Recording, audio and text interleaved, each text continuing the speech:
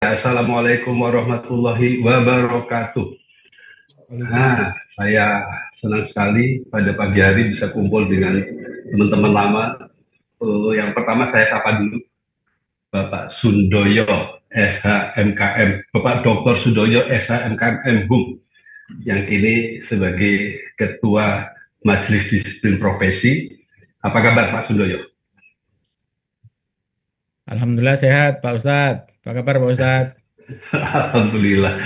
Ini beliau kalau manggil saya senang aja Pak Ustadz gitu. Jadi saya dengan dipanggil Ustadz itu langsung tingkah saya itu agak menyesuaikan diri lah gitu. Langsung lebih temoto gitu loh Pak Oh, Sudoyo. yaudah. Terima kasih Pak Sudoyo atas kehadirannya Pak Sudoyo. Kemudian yang kedua Dr. Gregorius Yoga PASHMH CLA CCD CMC. Ini mewakili PBID selaku Wakil Ketua 2 BHP 2A PBID. Apa kabar Pak Gregorius Yoga? Baik Pak Lutfi. Ya, wajahnya kelihatan cerah sekali pagi hari ini. Dan yang ketiga, sebagai ini sebetulnya tuan rumah nih yang ketiga ini.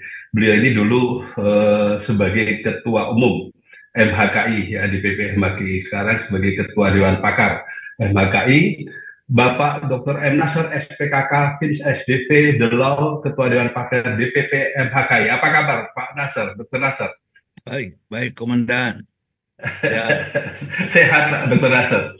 Baik. Pak Joko, Untuk sehat, Pak Joko. ya, untuk peserta saya mengambil satu saja sebagai perwakilan yang saya sapa. Bapak Dr. Joko Widiarto, apa kabar Pak Joko? Alhamdulillah sehat. Terima Alhamdulillah. kasih Pak Di Ustadz. Semarang atau di mana nih sekarang? Di kampung Semarang. Di Terima kampus kasih. Semarang. Baiklah. Ya, begitu Dr. Efra sapaan sudah saya sampaikan mewakili MHKI. Kemudian kita akan mulai acara diskusi. Jadi pengantarnya seperti ini yang saya dapatkan ya. Dengan adanya peraturan menteri mengenai peraturan menteri kesehatan tentunya, mengenai disiplin profesi, banyak beredar pendapat atau opini-opini di masyarakat mengenai disiplin profesi. Namun hal tersebut justru membuat kesimpang siuran dan kebimbangan pada sumber daya kesehatan, baik tenaga medis maupun tenaga kesehatan. Oleh karena itulah dialog dan diskusi mengenai disiplin profesi harus dikupas tuntas oleh ahli dan pakarnya. Yang saya tidak paham dari pengantar ini, apakah yang simpang siur itu peraturannya, ataukah yang simpang siur itu pendapatnya, pendapat di medsos itu. Jadi saya belum paham. Tapi ya ini kan namanya juga cuma pengantar saja, penghangat menu makanan di atas meja. Saya persilakan untuk pembicara yang pertama, 15 menit yang pertama untuk Bapak Dr. Sundoyo. Beliau ini bukan hanya Ketua MDP ya, beliau dulu adalah lama sekali sebagai Kepala Biro Hukum dan Organisasi Kemenkes, kemudian beliau menjadi staf ahli Kemenkes, dan sekarang beliau mengkhususkan diri secara fungsional pensiun ya, secara struktural pensiun ya Pak Sundoyo dari Kemenkes dan menjadi Ketua Majelis Disiplin Profesi. 15 menit mulai dari sekarang Pak Sundoyo, kami persilahkan. Ya, terima kasih Pak Ustadz. Ini saya boleh dikasih izin untuk share screen ya? Sure, silakan, mohon dibantu. Baik, terima kasih sambil menunggu untuk dikasih izin share screen. Terima kasih banyak Bapak Ibu. Assalamualaikum warahmatullahi wabarakatuh. Waalaikumsalam. Senang sekali pagi ini bisa diskusi dengan teman-teman MHKI dan juga para peserta pada diskusi pagi hari ini. Saya mencoba untuk memberi judul yang lebih spesifik ya, sesuai dengan tugas dan fungsi dari MDP, yaitu penegakan disiplin dan keadilan restoratif, karena ini juga bagian dari atau ini adalah secara umum yang menjadi tugas dari MDP. Saya senang dengan landscape regulasi ini. Untuk itu sebagai background saya akan, sebelum masuk ke teknis terkait dengan keadilan restoratif, saya ingin pengantar dulu supaya tidak tiba-tiba nyemplung gitu ya, lalu nanti kita gagal paham. Yang pertama, saya ingin sampaikan bahwa berbagai peraturan perundang-undangan bidang kesehatan, mulai di tingkat undang-undang, PP, maupun peraturan menteri, ini adalah banyak sekali. Dan itu yang membingungkan juga teman-teman di lapangan, termasuk juga para praktisi dan pengawal program di lapangan. Maka akhirnya ada satu undang-undang yang disusun dengan metode Omnibus Law, Undang-Undang Nomor 17 tahun 2023. Banyak juga PP yang ada, paling nggak ada 26 yang existing waktu itu, tetapi ada 100 PP yang diamanatkan oleh Undang-Undang 17. Kalau ini juga disusun satu persatu juga pasti akan tumpang tindih dan tidak ada kepastian hukum. Maka di sini akhirnya disusun menjadi satu, disimplifikasi menjadi Undang-Undang 1 tahun 28. Peraturan Menteri juga sama, ada 160 peraturan menteri, perintah dari undang-undang dan PP 28. Di luar itu ada 514 peraturan menteri kesehatan. Ini juga berpotensi untuk tumbang tindih dan pasti membingungkan teman-teman yang ada di lapangan. Maka ini juga akan disimplifikasi menjadi 14 peraturan menteri dan nanti akan mencabut 514 peraturan menteri gitu. Jadi ke depan landscape-nya itu adalah hanya ada satu undang-undang, satu PP, dan 14 peraturan menteri. Dengan begitu, maka potensi untuk tumpang tindih itu tidak terjadi.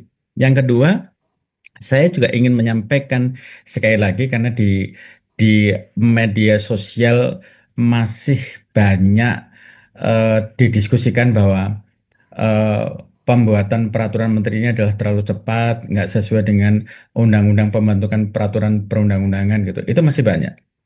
Padahal persoalan cepat dan tidak sesuai dengan peraturan perundang-undangan itu mestinya sudah selesai dengan di judicial review oleh teman-teman organisasi profesi dan diputuskan oleh Mahkamah Konstitusi. Amar putusannya itu jelas sekali menolak permohonan para pemohon untuk seluruhnya. Apa sih sebenarnya makna dari putusan ini? Makna dari putusan ini adalah Undang-Undang Kesehatan 17 tahun 2023 itu sudah dibentuk sudah sesuai dengan ketentuan peraturan perundangan karena ini adalah uji formil ya. Beda dengan uji material. Nah, saya ingin menyampaikan terkait dengan konsep. Undang-Undang 17 tahun 2023 ini adalah bukan merupakan perintah dari putusan Mahkamah Konstitusi. Itu yang harus digarisbawahi. Ini adalah sebagai pelaksanaan dari Undang-Undang Dasar 45, pasal apa itu? Pasal 23, pasal 28 huruf A dan pasal 34 ayat 3. Di sana ada kewajiban pemerintah untuk menyediakan fasilitas pelayanan kesehatan yang itu adalah merupakan hak dari masyarakat. Maka di dalam Undang-Undang Kesehatan itu pertama kali dan tegas dikatakan adalah bagaimana sih sebenarnya tanggung jawab pemerintah pusat, pemerintah daerah itu di dalam menyediakan upaya kesehatan, menyediakan sumber daya kesehatan. Tapi ternyata tidak cukup berdasarkan kajian. Kenapa? Karena di era otonomi daerah itu program pusat seringkali tidak sejalan itu dengan provinsi, dengan kabupaten kota gitu. Implementasinya tidak sejalan itu. Maka yang juga diatur adalah bagaimana cara mengelola kesehatan itu, bagaimana cara menyelenggarakan kesehatan ini. Ini harus saling mendukung dan harus linear deh, gitu. Yang pada akhirnya ini adalah bagaimana pelayanan kesehatan itu adalah mudah diakses, pelayannya juga bermutu dan juga terjangkau oleh masyarakat. Ini adalah konsep besar Bapak Ibu, apa yang ada di dalam Undang-Undang Kesehatan. Gitu. Ini konsep besar dan saya sering menggunakan kata-kata ini ada rohnya Undang-Undang Kesehatan. Kenapa? Karena di setiap bab, bagian, paragraf, bahkan pasal itu adalah menguraikan dari konsep yang ada di dalam penyelenggaraan kesehatan ini.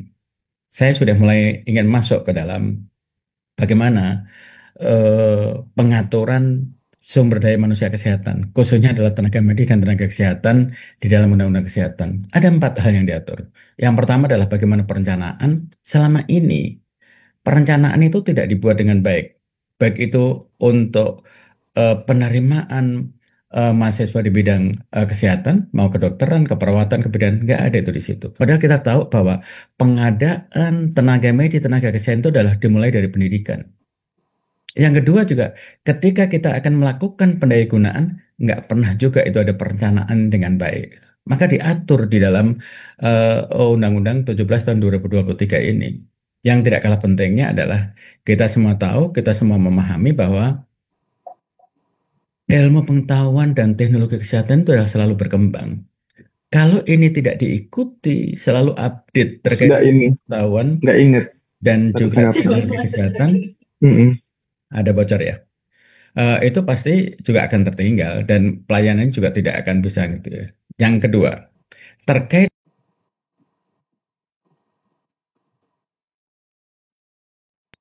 Ya, yang kedua adalah terkait dengan pelayanan kesehatan ini adalah ada tiga hal ya. Saya menyebutnya menggunakan kata-kata lembaga aja lah, katakan misalnya seperti itu, walaupun itu tidak tepat itu digunakan lembaga, adalah terkait dengan pendidikan. Ketika bicara masalah pendidikan, jelas itu adalah ranahnya kolegium, perannya kolegium. Di akhir perkuliahan itu dia harus mengikuti uji kompetensi, lalu mendapatkan sertifikat kompetensi untuk dia diakui sebagai tenaga kesehatan.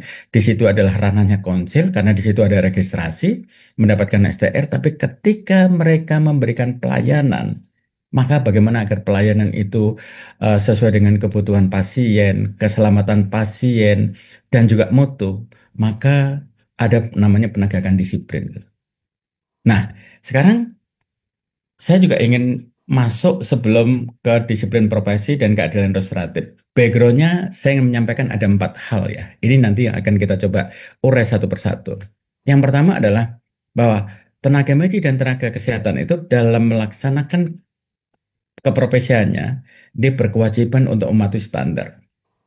Ada 3 standar yang harus dipatuhi itu. Yang pertama ada standar profesi, standar pelayanan, dan standar prosedur operasional. Dalam rangka mendukung profesionalitas itu, nampaknya juga perlu diterapkan penegakan disiplin. Yang ketiga adalah menteri membentuk majelis itu. Dan yang keempat adalah majelis disiplin itu menerima pengaduan dan memberikan rekomendasi kepada siapa? Kepada penyidik atau tenaga medis, tenaga kesehatan yang digugat secara perdata ke pengadilan. Nah, pada bulan Oktober 2024, perintah dari undang-undang dari peraturan pemerintah 28 itu sudah dilaksanakan oleh Menteri Kesehatan melalui peraturan Menteri Kesehatan, melalui keputusan Menteri Kesehatan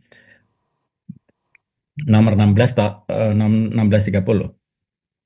Nah, ini yang ditetapkan. Jadi ada 9 orang, ini adalah dari berbagai unsur. Saya sebagai ketua, ada Ahmad Reddy, ada Ibu Dini, dan selanjutnya gitu ya. Kemarin ada yang mempertanyakan bagaimana terkait dengan pendidikan, saya mendapatkan informasi, ini saya lengkapi.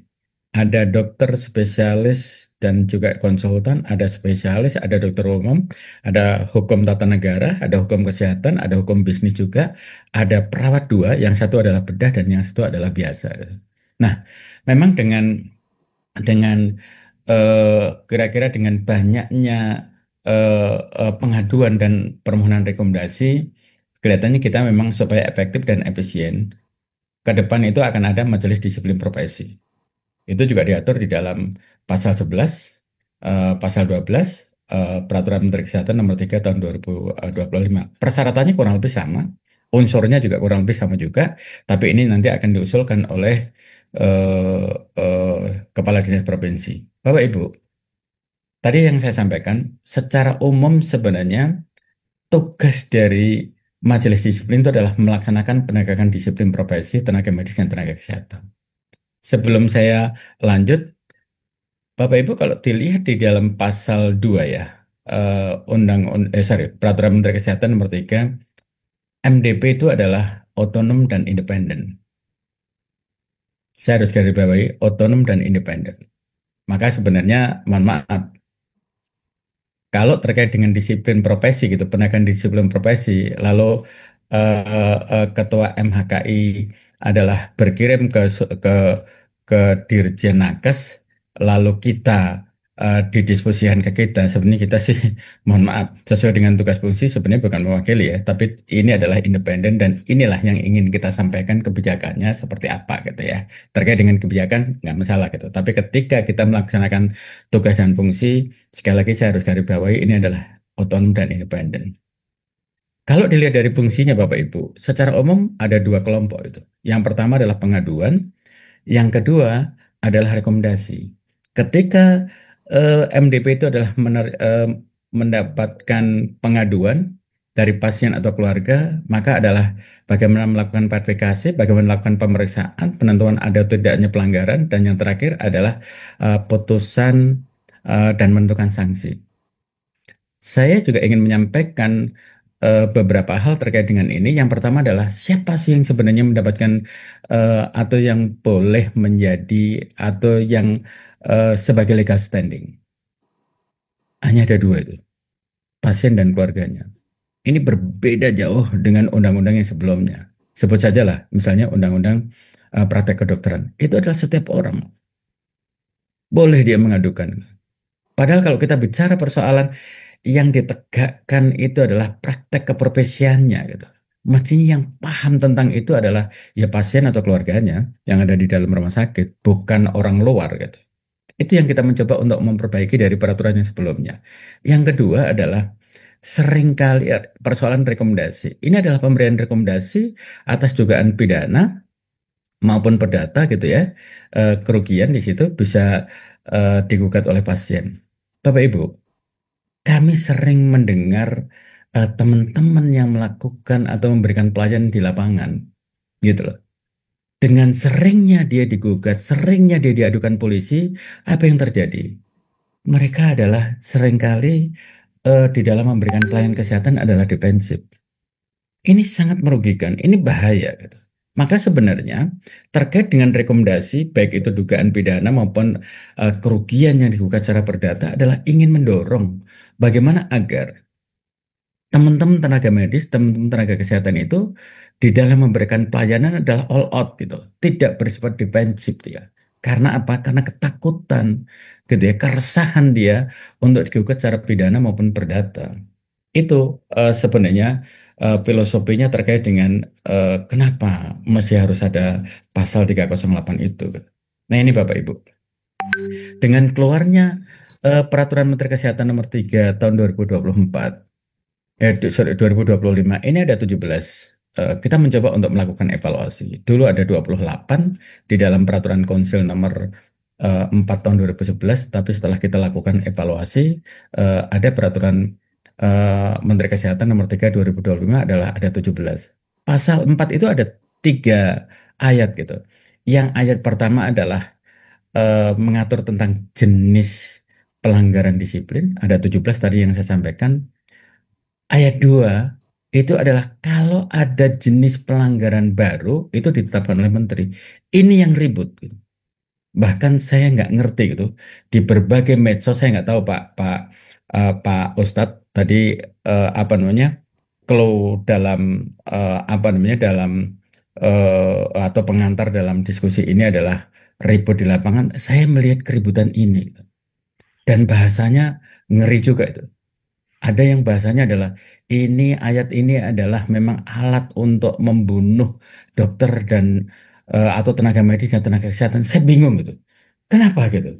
Padahal yang namanya rumusan seperti ini banyak itu di undang-undang, di PP, di Perpres, di peraturan menteri itu banyak. Nggak mungkin 17 itu akan stuck di situ. Kemungkinan besar akan bisa ada jenis pelanggaran baru. Nah, kalau ada jenis pelanggaran baru itulah yang akan ditetapkan menteri, bukan Dalam bentuk Permenkes juga begitu kan Pak Sudoyo? pasti, Iya. pasti. Dan di dalam menetapkan itu juga tidak ujuk-ujuk. Ada yang namanya Ya. proses bagaimana internalisasi Kementerian Kesehatan, bagaimana terkait dengan pembahasan antar kementerian, setelah itu harmonisasi gitu. Minta maaf Pak Sundoyo, tambahan 5 menit Pak Sundoyo, ini waktunya sudah habis tapi tambahan 5 menit, monggo lanjut. Ya, oke. Yang kedua adalah terkait dengan bagaimana uraian ya, itu diatur di dalam ayat 3-nya. Itu sama seperti uraian apa yang ada di dalam Perkonsil nomor 4 di dalam lampirannya itu ada. 28 itu diuraikan. Ketika dokter di situ dinyatakan tidak kompeten, itu seperti apa sih gitu.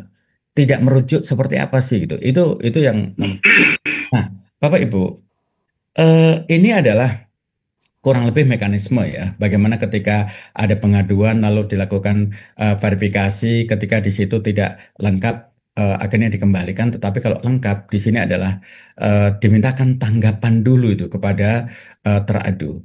Setelah itu baru dilakukan persidangan. Persidangan kita ubah. Saya mohon maaf, kebetulan ada Dokter Hari ya, dan ada Pak Lutfi juga. Kalau dulu persidangan-persidangan itu adalah diperiksa satu-satu, teradu sendiri, pengadu sendiri, saksi sendiri, ahli sendiri. Apa dari hasil kajian kita, dari hasil pengamatan kita, ada ketidakpercayaan itu terhadap majelis. Karena mereka tidak tahu. Maka akhirnya apa? Di dalam sidang pemeriksaan, kita undang seluruhnya itu, teradu, pengadu, saksi, di situ kita undang. Ahli juga kita undang di situ gitu. Tapi kita juga punya ahli juga MDP itu gitu. Nah, ini yang membedakan juga. Bagaimana terkait dengan apa namanya penerima kuasa? Tugasnya ada 4. Salah satunya adalah membantu penyusunan dokumen, gitu ya. Nah, lanjut. Ini adalah terkait dengan peninjauan kembali. Ini juga tidak ada juga di dalam peraturan perundang-undangan yang sebelumnya, pasal 61 misalnya Undang-Undang Praktek Kedokteran, peraturan Konsil nomor 50 misalnya tahun 2017 itu dimaknai putusan MKDK itu adalah berlaku final dan mengikat. Tetapi pembentuk undang-undang sadar betul bahwa ada kemungkinan-kemungkinan yang di situ adalah ada bukti baru, ada kesalahan penerapan aturan, ada juga conflict of interest. Maka ketika terjadi seperti itu, pembentuk undang-undang memberikan ruang itu untuk dilakukan peninjauan kembali. Ditujukan kepada siapa? Kepada Menteri Kesehatan. Melalui Dirjen nanti akan dibentuk tim ad hoc dan putusannya itu kemungkinan ada 3. Yang pertama adalah dia membatalkan, yang kedua adalah menguatkan, dan yang ketiga adalah bisa merubah. Ini juga sesuatu yang baru, gitu ya, di dalam Undang-Undang Kesehatan maupun peraturan pelaksanaannya. Ini Bapak Ibu yang tadi saya sampaikan. Jadi di dalam pasal 308 itu ada 3 hal yang menarik. Yang pertama adalah rekomendasi, permohonan rekomendasi dari penyidik, gitu. Di dalam Peraturan Menteri Kesehatan nomor 3 ada 1 syarat. Dia harus melampirkan hasil penyidikan. Yang kedua adalah persoalan perdata. Ketika teman-teman itu adalah digugat oleh pasien atau keluarganya atau orang yang diberikan kuasa, dia harus minta rekomendasi. Gitu. Ada pengalaman yang menarik dan ini sudah putusan gitu ya di salah satu pengadilan. Dia di pengadilan tingkat pertama dia dinyatakan salah dan harus membayar ganti rugi tertentu, tapi begitu banding gitu ya, rupanya hakimnya cermat itu, lalu itu adalah ditolak. Alasan penolakan ada 2. Yang pertama adalah perkara itu sudah diputus oleh MK DKI, ini perkara yang lama memang MK DKI, dan di situ dinyatakan tidak bersalah. Yang kedua adalah mengacu kepada pasal 308 bahwa ini tidak ada rekomendasinya, ditolak. Artinya apa? Aparat penegak hukum, khususnya adalah hakim, sudah mencermati dan melihat bagaimana pasal 308 ini. Nah, yang ketiga adalah bagaimana kalau misalnya tenaga medis, tenaga kesehatan itu adalah diduga melakukan pelanggaran hukum, tapi tidak ada kaitannya itu dengan pelayanan kesehatan yang mereka lakukan kepada pasien. Dia akan diproses sesuai dengan ketentuan peraturan perundang-undangan. Nah, ini Bapak Ibu, ini adalah data. Pengaduan sampai dengan tanggal 20 kemarin itu adalah sudah 57, permohonan rekomendasi ada 57, yang sudah diselesaikan untuk pengaduan adalah ada 22, yang rekomendasi adalah 31. Kenapa dia bisa lebih besar? Karena kita hanya dikasih kesempatan atau dikasih waktu 14 hari. Tapi kalau kita coba lihat prosentasenya, itu adalah pengaduan 32%, sementara rekomendasi adalah 29%. Kalau angka ini kita coba lihat statistiknya gitu ya, dari MK DKI yang sebelumnya gitu ya, itu kurang lebih sekitar 26%. Ya, 26% khusus untuk pengaduan itu. Jadi ada kenaikan kurang lebih sekitar 5% lah dari yang ada sekarang ini. Nah, ini adalah keadilan restoratif.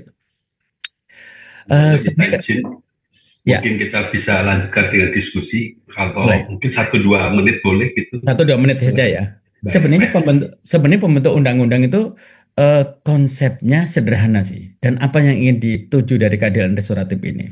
Di dalam pasal 306 ayat 3 itu dikatakan bahwa ketika tenaga medis, tenaga kesehatan itu adalah sudah melaksanakan sanksi disiplin, gitu kan, yang ditetapkan oleh majelis, lalu ada pasien atau keluarganya itu adalah mengadukan ke polisi gitu, atau penegak hukum, maka aparat penegak hukum itu harus menyelesaikan perselisihan dengan keadilan restoratif. Itu konsepnya sih. Karena apa yang mendasari pasal 306 ayat 3 itu? tadi yang saya katakan sederhana, mestinya dia nggak boleh lah mendapatkan sanksi 2 kali gitu. Tetapi kan kita nggak bisa menyatakan bahwa ini nggak boleh dikenakan pidana gitu.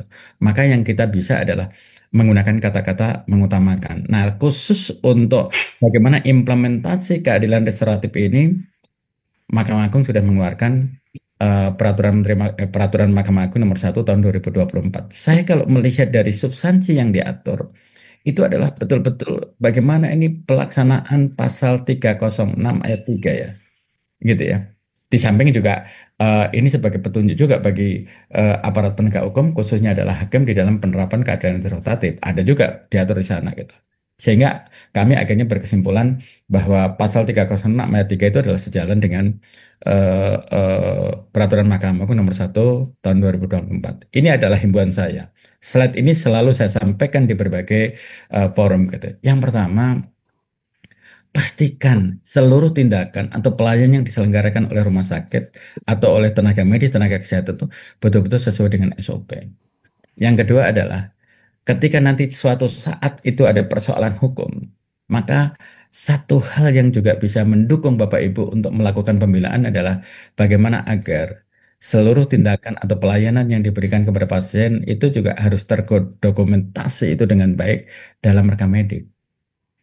Banyak rekam medik yang akhirnya gitu ya kita ketahui bahwa oh ternyata pelayanan itu sudah sesuai dengan standar gitu. Itu kita lihat di rekam medik. Banyak yang membantu kita. Oke, itu mungkin barangkali Pak Ustadz. Baik. Terima kasih Pak Ustadz. Iya, terima kasih sekali. Kita beri aplaus dulu pada Pak Sundoyo. Terima kasih. Baiklah, sebelum kita ajukan tanya jawab, kita kumpulkan aja pertanyaan-pertanyaan yang ingin kita sampaikan. Kita beranjak sekarang kepada pembicara kedua. Kami persilakan Dr. Gregorius Yoga. 15 menit untuk Anda mulai dari sekarang. Teng. Terima kasih Pak Lutfi. Ini 15 menitnya dimulai dari share screen aja ya. Kenyang. Iya, ini biar agak Disetujui nggak, Pak ada Joko? negosiasi sedikit. Terima kasih. Saya upayakan untuk bisa menyelesaikan secara cepat sesuai waktu yang diberikan. Terima kasih kepada MHKI yang memberikan kesempatan pada IDI di dalam dialog pagi ini. Tentu karena ini dialog sesuai dengan apa yang diberikan kepada kami mengenai prosedur pemeriksaan disiplin profesi tenaga medis dan tenaga kesehatan, hak kewajiban dan mekanisme pembelaan, maka barangkali kalau dalam konteks akademis banyak hal yang mengulang dan seakan dalam tanda kutip mensosialisasikan peraturan yang mana kami coba interpretasikan sesuai dengan apa yang kami tangkap dalam peraturan itu, tetapi juga ada catatan-catatan kritis yang kami coba berikan di dalam pengaturan tersebut. Nah, terkait hak kewajiban dan mekanisme pembelaan, tentu sangat erat dan pembahasannya hanya satu, saya pikir melalui Permenkes 3 2025. Maaf, Dokter Yoga, Anda jadi share screen apa tidak? Ini sudah share screen, apakah terlihat ya? Enggak. Terlihat. Terlihat. Oh, saya. Nah, berarti ini dapat tambahan waktu 1 menit berarti ya. Baik. Izin saya lanjutkan Pak Lutfi. Luar biasa. Silakan. Tambah denda 5 menit, dendanya 5 menit. Iya. Ya, Permenkes 3 2025 ini berlaku pada saat diundangkan dan diundangkan pada tanggal 19 Mei 2025. Nah, maka jika kita cermati dalam konteks penegakan disiplin profesi itu setidaknya ada 3 konteks begitu ya. Ada proses pemeriksaan disiplin profesi dalam hal adanya pengaduan, kemudian ada peninjauan kembali dan pemberian rekomendasi. Nah, seperti yang telah disampaikan oleh Pak Sundoyo, saya pikir nanti Pak Sundoyo bisa banyak memberikan catatan juga terhadap interpretasi kami ya Pak ya terhadap peraturan ini. Karena tentu MDP yang menjalaninya begitu. Nah, memang tadi sudah disampaikan juga ada yang kami highlight dapat menetapkan sesuai dengan kebutuhan dan pada ayat 3-nya ketentuan lebih lanjut mengenai jenis pelanggaran ini sebagaimana dimaksud pada ayat 1 ya yang disebutkan ditetapkan oleh menteri. Nah, maka yang saya tangkap dari ayat 3 ini, ketentuan lebih lanjut ini barangkali merupakan pemaknaan atau definisi operasional terhadap masing-masing jenis pelanggaran disiplin begitu. Nah, kalau kita bahas prosedur pemeriksaan pengaduannya, maka saya akan bahas prosedur dulu baru hak dan kewajiban. Yang pertama, pengadu mengajukan dugaan pelanggaran disiplin profesi kepada MDP, kemudian penyampaiannya bisa melalui sistem informasi kesehatan maupun secara manual. kemudian dilakukan verifikasi oleh panitera, kemudian hasil verifikasi MDP bisa berupa penolakan pengaduan jika secara formil pasal 7 ayat 1 tidak terpenuhi, kemudian ada juga ruang untuk pengadu diberikan kesempatan untuk melengkapi maupun kalau sudah lengkap, yaitu pada poin C, MDP nantinya bersurat kepada teradu untuk memberikan tanggapan begitu. Dan tanggapan ini memang penyampaian pengaduan ini kepada teradu dan Fasiankes tempat teradu berpraktek perihal pengaduan serta meminta teradu untuk menyampaikan dokumen tanggapan pengaduan sebagaimana yang dimintakan.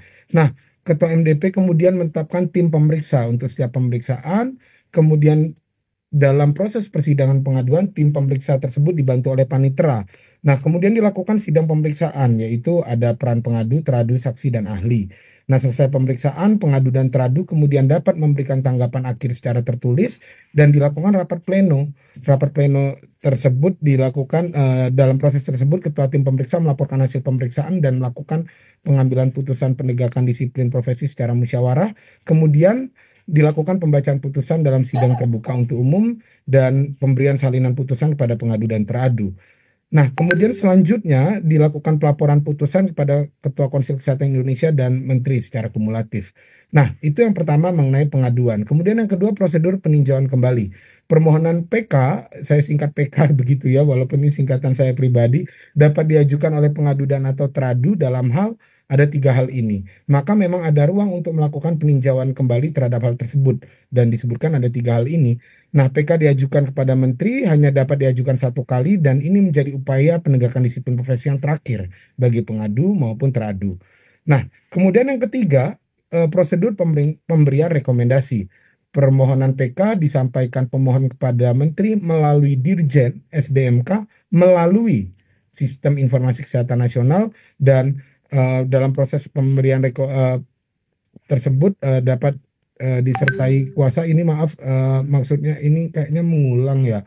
Maaf, ini lanjutan dari permohonan PK. Tim PK melakukan hasil pemeriksaan pada Menteri, kemudian Direktur Jenderal atas nama Menteri menerbitkan keputusan PK dalam jangka waktu 14 hari. Ya, ini nampaknya yang rekomendasi saya salah tulis judul. Nah, kemudian dalam konteks kewajiban dan hak tenaga medis dan tenaga kesehatan. Yang pertama, tentu yang menjadi kewajiban, saya sengaja campurkan kewajiban dan hak karena satu sisi kita menginterpretasikan hak tapi bisa juga dimaknai sebagai kewajiban, begitu juga sebaliknya. Yang pertama, tenaga medis dan tenaga kesehatan wajib mematuhi standar profesi, standar pelayanan, dan standar prosedur operasional. Kemudian memang dijelaskan adanya praktek keprofesian itu memang ditujukan untuk kebutuhan kesehatan pasien dengan mengutamakan keselamatan pasien dan meningkatkan mutu pelayanan kesehatan. Kemudian tentunya dalam pelanggaran disiplin profesi diwajibkan tidak melanggar apa yang sudah dituliskan sebagai butir-butir tersebut. Nah, pengaduan ini seperti yang disampaikan Pak Sundoyo tadi, delik aduan gitu ya. Kalau kita bicara delik ini kan memang rezim hukum pidana, maka saya beri tanda kutip yang sangat terbatas begitu ya, siapa saja yang boleh melakukan pengaduan. Kemudian punya hak untuk memberikan kuasa kepada penerima kuasa untuk melakukan pendampingan, menyampaikan dokumen tanggapan pengaduan, kemudian diperiksa dan diputuskan pengaduan yang diterima dalam jangka waktu paling lama 60 hari kalender. Saya pikir ini suatu kepastian, namun memang jika belum, maka ada perpanjangan dengan adanya penetapan tim pemeriksa pengganti. Kemudian dan juga punya hak untuk adanya penghentian pemeriksaan jika pengadu dan atau kuasa pengadu tidak hadir berturut-turut sebanyak 2 kali setelah dilakukan pemanggilan secara patut atau pengaduan dicabut secara tertulis sebelum sidang pemeriksaan. Selain itu juga punya hak untuk mengajukan saksi dan atau ahli, kemudian memberikan tanggapan akhir secara tertulis dalam jangka waktu paling lama 2 hari kerja, kemudian memperoleh salinan putusan penegakan disiplin. Jika memang tidak sesuai dengan harapannya, maka dapat melakukan permohonan peninjauan kembali dengan jangka waktu paling lama 10 hari kerja setelah putusan penegakan disiplin profesi dibacakan. Dan dalam konteks pengaduan tersebut, sanksinya terbatas dalam tanda kutip gitu ya, berupa peringatan tertulis, kewajiban mengikuti pendidikan atau pelatihan, penonaktifan STR sementara waktu, dan atau rekomendasi pencabutan surat izin praktek. Nah, Dan juga dalam konteks rekomendasi bisa juga mengajukan ataupun memperoleh dalam tanda kutip gitu ya dalam konteks pidana secara terbatas rekomendasi tersebut. Nah, pemeriksaan dan dalam konteks pemeriksaan terbatas pada perbuatan yang dapat dimintai pertanggungjawaban atas dugaan tindak pidana yang berkaitan dengan pelaksanaan pelayanan kesehatan. Nah, ini yang diatur dalam konteks prosedur, kewajiban, dan hak. Nah, namun apa yang menjadi isu di dalam penanganan disiplin? Memang isu dalam hukum acara begitu ya, ini sebelumnya saya presentasikan dalam konteks MKDKI memang, tetapi kenapa relevan saya pikir untuk dibahas dalam konteks ini? Karena dalam MDP melakukan pemeriksaan sebelum adanya Permenkes 3 2025 merujuk pada Perkonsil 50 2017 sebagai hukum acaranya. Nah, hal ini menegaskan bahwa dalam konteks beracara, dalam konteks tata caranya menggunakan tata cara MKDKI, dan hal itu relevan juga untuk menjadi isu yang kita bahas dalam konteks ini. Nah, yang pertama, pengaturan diasumsikan tidak mencerminkan keadilan, tidak menghadirkan kebenaran material. Benar bahwa yang digali adalah mengenai penerapan disiplin ilmu, namun dengan dampak sanksinya, maka prosesnya haruslah berkeadilan dan menghadirkan kebenaran material. Penggalian kebenaran material dalam konteks hukum pidana merupakan ultimum remedium. Nah, memang pada akhirnya kita bercermin dan merefleksikannya terhadap hukum acara pidana. Nah, dalam konteks Perkonsil 50 2017, teradu didampingi pendamping teradu dan memiliki kuasa, namun perannya terbatas. Pembelaan dalam tanda kutip, pembelaan diri teradu pun terbatas. Dan ahli maupun saksi dalam penggalian apakah terdapat pelanggaran disiplin, dalam konteks ini kan kita bicara kebenaran material terhadap apa yang dilakukan dalam konteks disiplin, terdapat pelanggaran disiplin atau tidak diketahui secara jelas dalam tanda kutip, tidak ada ruang untuk teradu, pendamping teradu maupun kuasa teradu untuk dalam tanda kutip ikut menggali kebenaran material, dan juga tidak ada kesempatan banding atau koreksi untuk menguji kembali setelah adanya putusan. Nah, maka dalam konteks tersebut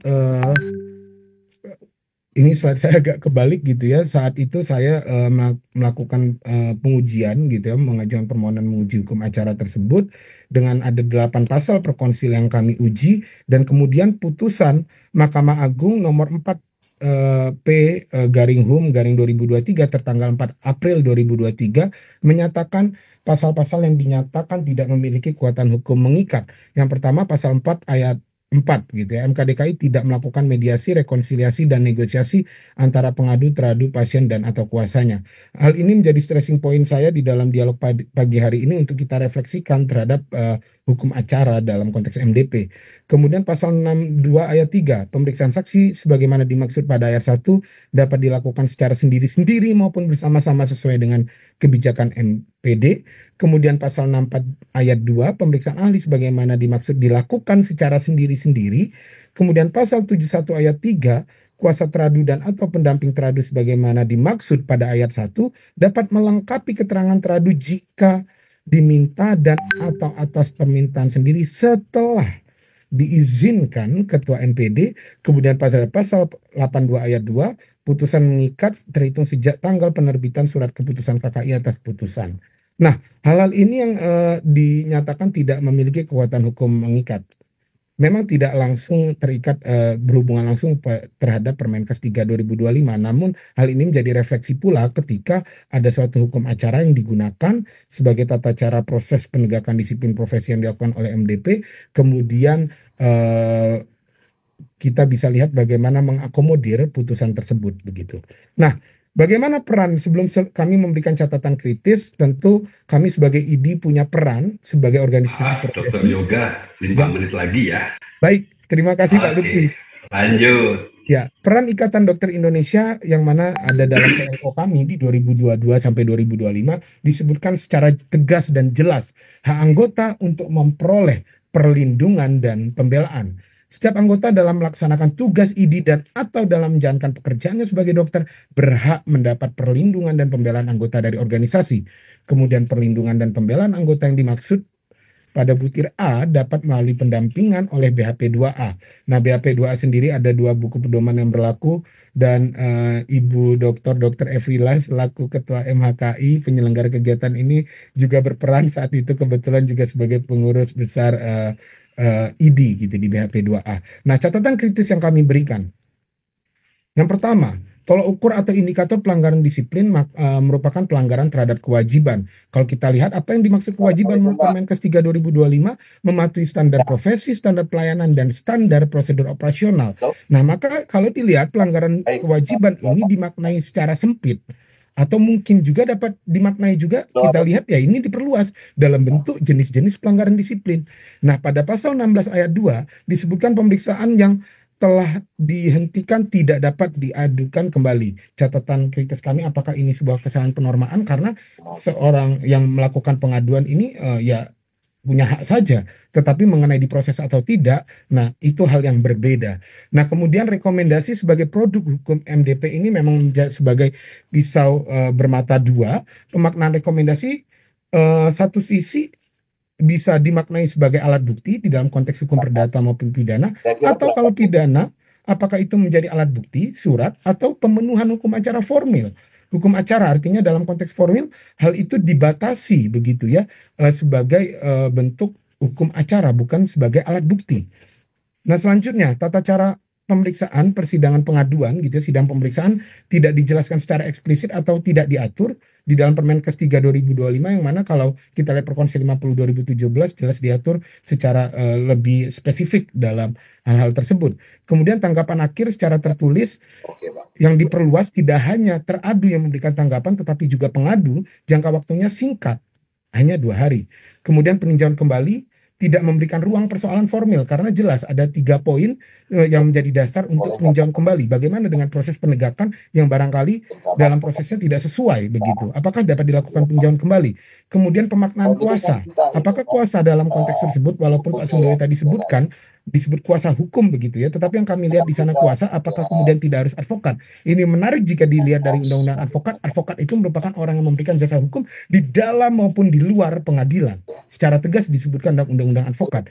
Kemudian peran kuasa kami interpretasikan limitatif formil dan formil di luar proses sidang pemeriksaan. Kemudian pembinaan pengawasan yang diatur dalam permen tersebut tidak terhadap proses penegakan disiplin profesi. Nah, kemudian putusan lewat ya Pak ya, putusan MA yang kami sebutkan tadi sebagai produk hukum sangat patut dipertimbangkan dalam membuat pengaturan terkait hukum acara penegakan disiplin profesi. Dan kalau kita lihat dalam leveling hierarki evidence dan kaitkan dengan hukum alat bukti, keterangan ada ahli di sana, ahli dalam konteks ilmu. Maaf ada yang bocor, tolong di mute dulu yang lain. Makasih. Lanjut silakan. Ini dapat 3 menit lagi dari Pak Lutfi. Oke Pak, siap Pak. Terima kasih banyak ya Pak. Kapan-kapan kita ngopi ya Pak.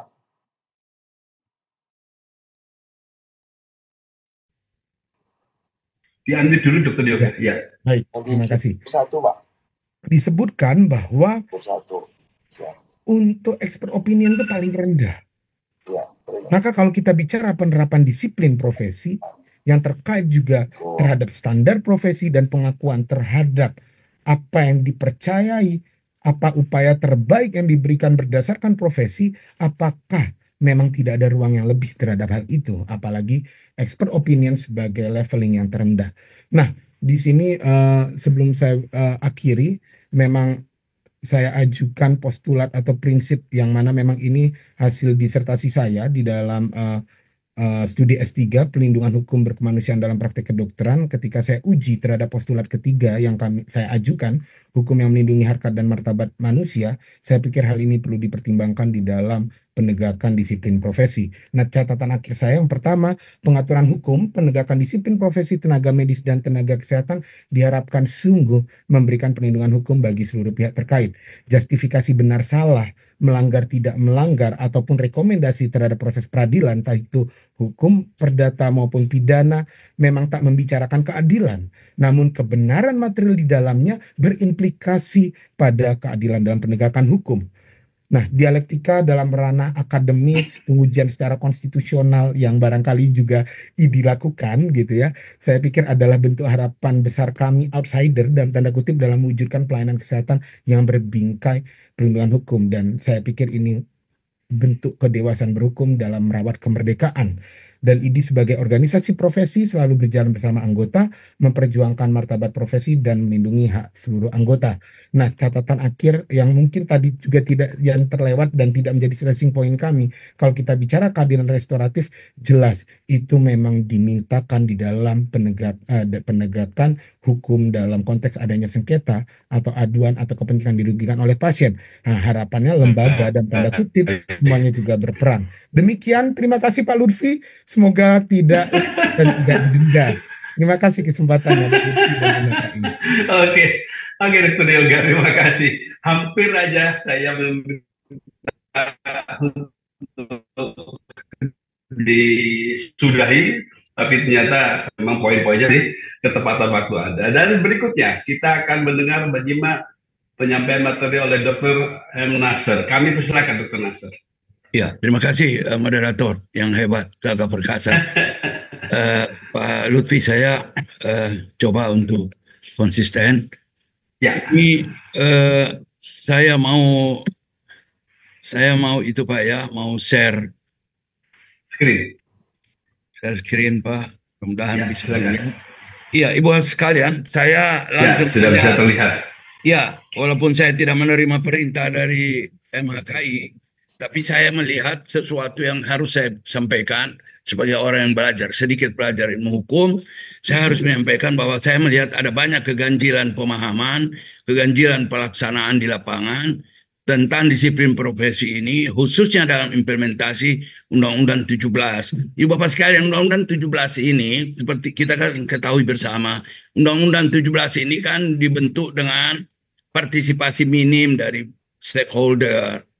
Tapi kemudian kita juga tahu bersama bahwa undang-undang ini dilaksanakan di lapangan dengan membuat peraturan pelaksanaan yang notabene tidak juga melibatkan, walaupun itu hak pemerintah, tapi juga sebaiknya juga melibatkan stakeholder. Itu juga tidak dilakukan.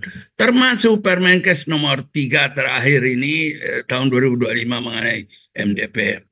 Saya ingin memperlihatkan pada Ibu Bapak sekalian bagaimana apa yang disampaikan oleh Pak Sundoyo tadi hampir-hampir saya perlihatkan ada hal-hal yang tidak sesuai dengan apa yang disampaikan. Pada pasal 304 itu jelas Ibu Bapak sekalian disebutkan bahwa Menteri membentuk majelis yang melaksanakan. Coba lihat jam berapa? Jamnya. Poinnya di situ. 10. Lewat 1 ya, supaya jangan terlambat. Ibu Bapak sekalian, dalam rangka penegakan disiplin profesi itu, Menteri membentuk majelis yang melaksanakan tugas di bidang disiplin profesi. Jadi, itu disebut disiplin profesi itu untuk penegakan disiplin profesi. Juga ditegaskan pada ayat 3 bahwa menentukan adanya tidaknya pelanggaran disiplin profesi. Jadi disiplin profesi di sini dimaknai sebagai sesuatu yang berbeda. Itu norma tersendiri. Seluruh dunia, Ibu Bapak sekalian, di UK, di Amerika, di mana-mana, disiplin profesi itu normanya berbeda dengan norma hukum. Ini yang saya ingin perlihatkan pada Anda, bahwa di Republik tercinta ini, disiplin profesi itu dibawa seolah-olah bagian atau menjadi bagian dari norma hukum. Ibu Bapak sekalian, pasal 305 ini sangat jelas mendukung bahwa dapat mengadukan kepada majelis. Artinya penghargaan terhadap majelis yang mengurus disiplin profesi. Tidak mengurus yang lain, tidak mengurus etik, juga tidak mengurus hukum. Dan dalam pengaduan itu diberi batasan. Ada ABC, alasan pengaduan dan sebagainya. Jadi disiplin profesi itu memang benar-benar ada konsepnya dalam pembuatan undang-undang. Walaupun undang-undang ini dibuat tadi saya sebut dengan sangat minimal partisipasi stakeholder, tapi masih cukup baik, Ibu Bapak sekalian. Keterkaitan disiplin profesi dengan hukum pada undang-undang ini berbunyi pada pasal 308 ayat 1 khusus soal rekomendasi, tenaga medis atau tenaga kesehatan yang diduga melakukan perbuatan yang melanggar hukum dalam pelaksanaan pelayanan kesehatan dapat dikenai sanksi pidana. Terlebih dahulu harus dimintakan rekomendasi dari majelis sebagaimana pasal 304. Ini bunyi 308 ayat 1. Juga Perdata 308 ayat 2. Tapi pengertian ini dibolak-balik.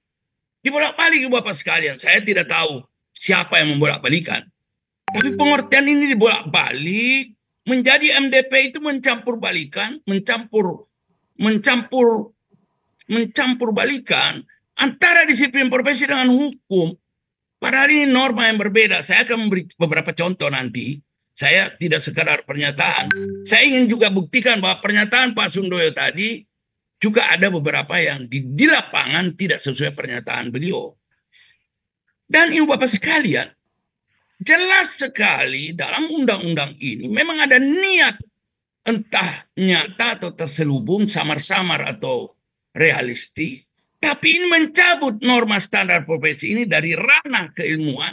Namanya standar profesi. Tadi Dr. Yoga sudah memberitahu kita disiplin profesi, pelanggaran disiplin itu pelanggaran terhadap kewajiban profesi. Ada kewajiban profesi yang dilanggar. Ada kewajiban profesi yang sudah diatur sebelumnya dalam standar profesi. Itulah yang dilanggar. Ibu Bapak sekalian. Tapi itu dirubah, dicabut dari akar ranah keilmuan, dari ranah standar profesi ke ranah kekuasaan birokrasi negara. Ibu Bapak sekalian, slide berikutnya, saya ingin memperlihatkan pada Anda fakta-fakta yang sebetulnya membuat kita semua miris. Profesi ini sedang dikerjai oleh pebisnis. Dan tentu Pak Sundoyo tidak sadar bahwa beliau menjadi agen dari pebisnis. Saya kasih lihat kasus Garut. Kasus Garut ini mengenai kekerasan seksual yang dilakukan oleh seorang dokter. MDP pada tanggal 16 April itu menyerahkan rekomendasi tindak pidana pada Polres Garut. Padahal ini jelas sebuah perbuatan pidana pelanggaran terhadap Undang-Undang Kekerasan Seksual. Bahwa itu ada yang dilakukan ketika menjalankan praktek kedokteran. Tetapi tadi Dr. Yoga sudah menyebut bahwa kebenaran materialnya itu ada pada perlakuan perbuatan pidana kekerasan seksual. Cuma tempatnya itu di klinik. Itu kan harus bisa dibedakan kita. Orang belajar hukum harus mampu membedakan. Kemudian pada tanggal 17/4, Ketua KKI juga mengatakan, kemarin malam MDP sudah melaporkan ternyata hasil investigasinya ada tindak pidana yang dilakukan. Astagfirullah. Ibu Bapak sekalian, tindak pidana diputuskan oleh MDP. Jadi lembaga Undang-Undang Nomor 2 Tahun 2002 tentang Kepolisian Negara itu ada di mana? Tapi kemudian pada 19 Mei itu Kasat Serse Garut mengatakan bahwa terdakwa ini setelah diperiksa oleh Rumah Sakit Bayangkara ternyata menyandang afektif bipolar. Nah, orang dengan afektif bipolar ini kan orang sakit. Bagaimana itu rekomendasi dari MDP? Case ini, Ibu Bapak sekalian, seperti saya sudah sampaikan tadi, pelanggaran pidana kekerasan seksual. Ini harusnya pelanggaran etik, bukan pelanggaran disiplin profesi. Bagaimana? Jauh-jauh datang ke Garut hanya untuk menyerahkan rekomendasi. Ya, ini Ibu Bapak sekalian, pertanyaan pertama. Pertanyaan kedua, kasus Bogor. Ada pengaduan ke MKDKI, diregistrasi tahun 2022. Diregistrasi dengan nomor 34. Keputusan KKI mencabut teradu itu cabut STR 3 bulan dan sudah dijalani. Sudah ada surat yang menyatakan bahwa ini STR-nya sudah diaktifkan kembali. Tapi setelah kita periksa, kita melakukan juga pencermatan terhadap kasus ini. Kita melihat bahwa ada rekayasa dalam kasus ini rekayasa. Ini Ada Dokter Hari di sini, orang yang saya sangat hormati. Tolong Bapak periksa kembali juga kasus ini, Pak. Ada rekayasa. Rekayasa tiba-tiba ada kelainan jantung muncul. Padahal tidak ada dalam nota pengaduan, dalam laporan tidak ada dalam rekam medik, tidak ada keterangan saksi-saksi, tetapi tiba-tiba muncul dalam putusan. Ini MKDKI, Bapak sekalian. Mengerikan memang. Nah, kemudian pengadu ini mengadukan lagi ke Polres Bogor. Dan Polres Bogor mengirim surat ke MDP tanggal 12 Maret. MDP datang. Tanggal 17 Maret datang memeriksa 9 orang. Pemeriksaan 125 menit saja. 124 menit. Tapi kemudian MDP membuat rekomendasi dengan surat nomor sekian. Coba saudara baca rekomendasinya. Ini ngeri banget. Bahwa setelah dilakukan pemeriksaan atas dugaan tindak pidana bidang kesehatan terhadap pasien, terhadap dokter ini dan dokter ini, dapat dilakukan penyidikan karena melakukan praktek keprofesian tidak sesuai dengan standar terlampir, dan karenanya masuk ke dalam kategori perbuatan yang melanggar hukum. Standarnya standar profesi, tapi disebut perbuatan melanggar hukum, saudara. Ini dari mana orang belajar hukum ini? Dalam melaksanakan kesehatan yang dapat dikenai sanksi pidana. Ini ditandatangani oleh Pak Sundoyo juga 17 Maret. Ibu Bapak sekalian, kasus ini menurut saya tidak mengerti. Tadi Pak Sundoyo menyebut pasal 306 ayat 3 yang cocok dengan Perma nomor 1 2024. Tetapi di dalam kasus ini justru tidak dipraktekkan pemandangan 306 ayat 3 itu. Bahwa orang yang sudah menjalani hukuman, harusnya menjalani hukuman, dia sudah menjalani hukuman 3 bulan itu. Harusnya dengan Perma nomor 1 itu, kasusnya itu tidak dibuka lagi. Dan kalau toh dibuka lagi, maka restoratif justice. Tapi saudara lihat, apa restoratif justice yang muncul dalam rekomendasi ini? Ini juga pengingkaran terhadap doktrin nebis in idem. Kalau mau masuk ke kasus ranah hukum. Jadi MDP ini mengikuti keputusan MKDKI. Padahal MKDKI sendiri melakukan sesuatu yang diduga manipulatif dan ada kebohongannya. Ini kenapa? Apakah ada anggota MKDKI yang kemudian lanjut ke menjadi MDP? Itu juga pertanyaan kita. Tapi Bapak sekalian, kalau dengar tadi presentasi Pak Yoga yang mempersoalkan kebenaran material yang dikejar dalam semua rekomendasi-rekomendasi yang diberikan oleh MDP, saya kira kita perlu berpikir lagi ya dengan baik. Ya, ini kebetulan ada Pak Lupi, orang yang sangat paham masalah. Ini kasus Jakarta, kasus ketiga. Sebuah rumah sakit di Jakarta ketimpa problem. Ada kasus ketinggalan jarum pada hemoroidektomi yang didekati atau dengan staplet hemoroidopexy. Pasien kemudian menggugat perdata. Perkaranya perkara perdata 341 di Pengadilan Negeri Tangerang. Kemudian minta surat ke MDP. MDP kemudian memberi surat itu. Saudara sekalian memberi rekomendasi. Dan rekomendasinya mengatakan bahwa tidak ada pelanggaran disiplin profesi. Tidak ada pelanggaran hukum. Yang ada hanyalah sebuah risiko medik dan kesalahan vendor rumah sakit. Ibu Bapak sekalian, ini juga mengagetkan kita. Kasusnya masih sedang mediasi, rekomendasinya sudah keluar. Ya itu karena mengejar 14 hari barangkali. Tapi, sekali lagi, dalam 2 jam 5 menit, bagaimana kebenaran material bisa diperiksa 9 orang. 2 jam 5 menit sudah langsung bisa menentukan ini pidana, ini bukan pidana, dan sebagainya. Saudara, sebagai orang yang mengerti tata kelola kasus di kepolisian, saya menyayangkan cara kerja seperti ini. Tapi tadi kan beliau bilang, oh kerja ada. Makanya saya tidak terlalu mempersoalkan itu PP dan Permenkes, karena itu kan dibuat oleh rezim untuk membenarkan apa yang ada. Jadi kita ini harus bagaimana, Ibu Bapak sekalian? Negara ini sebetulnya negara hukum, bukan negara kekuasaan. Walaupun Menteri Kesehatan menjalankan kekuasaan dalam memimpin Kementerian Kesehatan, tapi kan kita juga harus fair juga melihatnya. Kita semua ini belajar hukum kesehatan. Kita menjadi sedikit paham membedakan mana norma etik, mana norma disiplin profesi, dan mana norma hukum. Kita tidak mungkin tunduk. Jam berapa?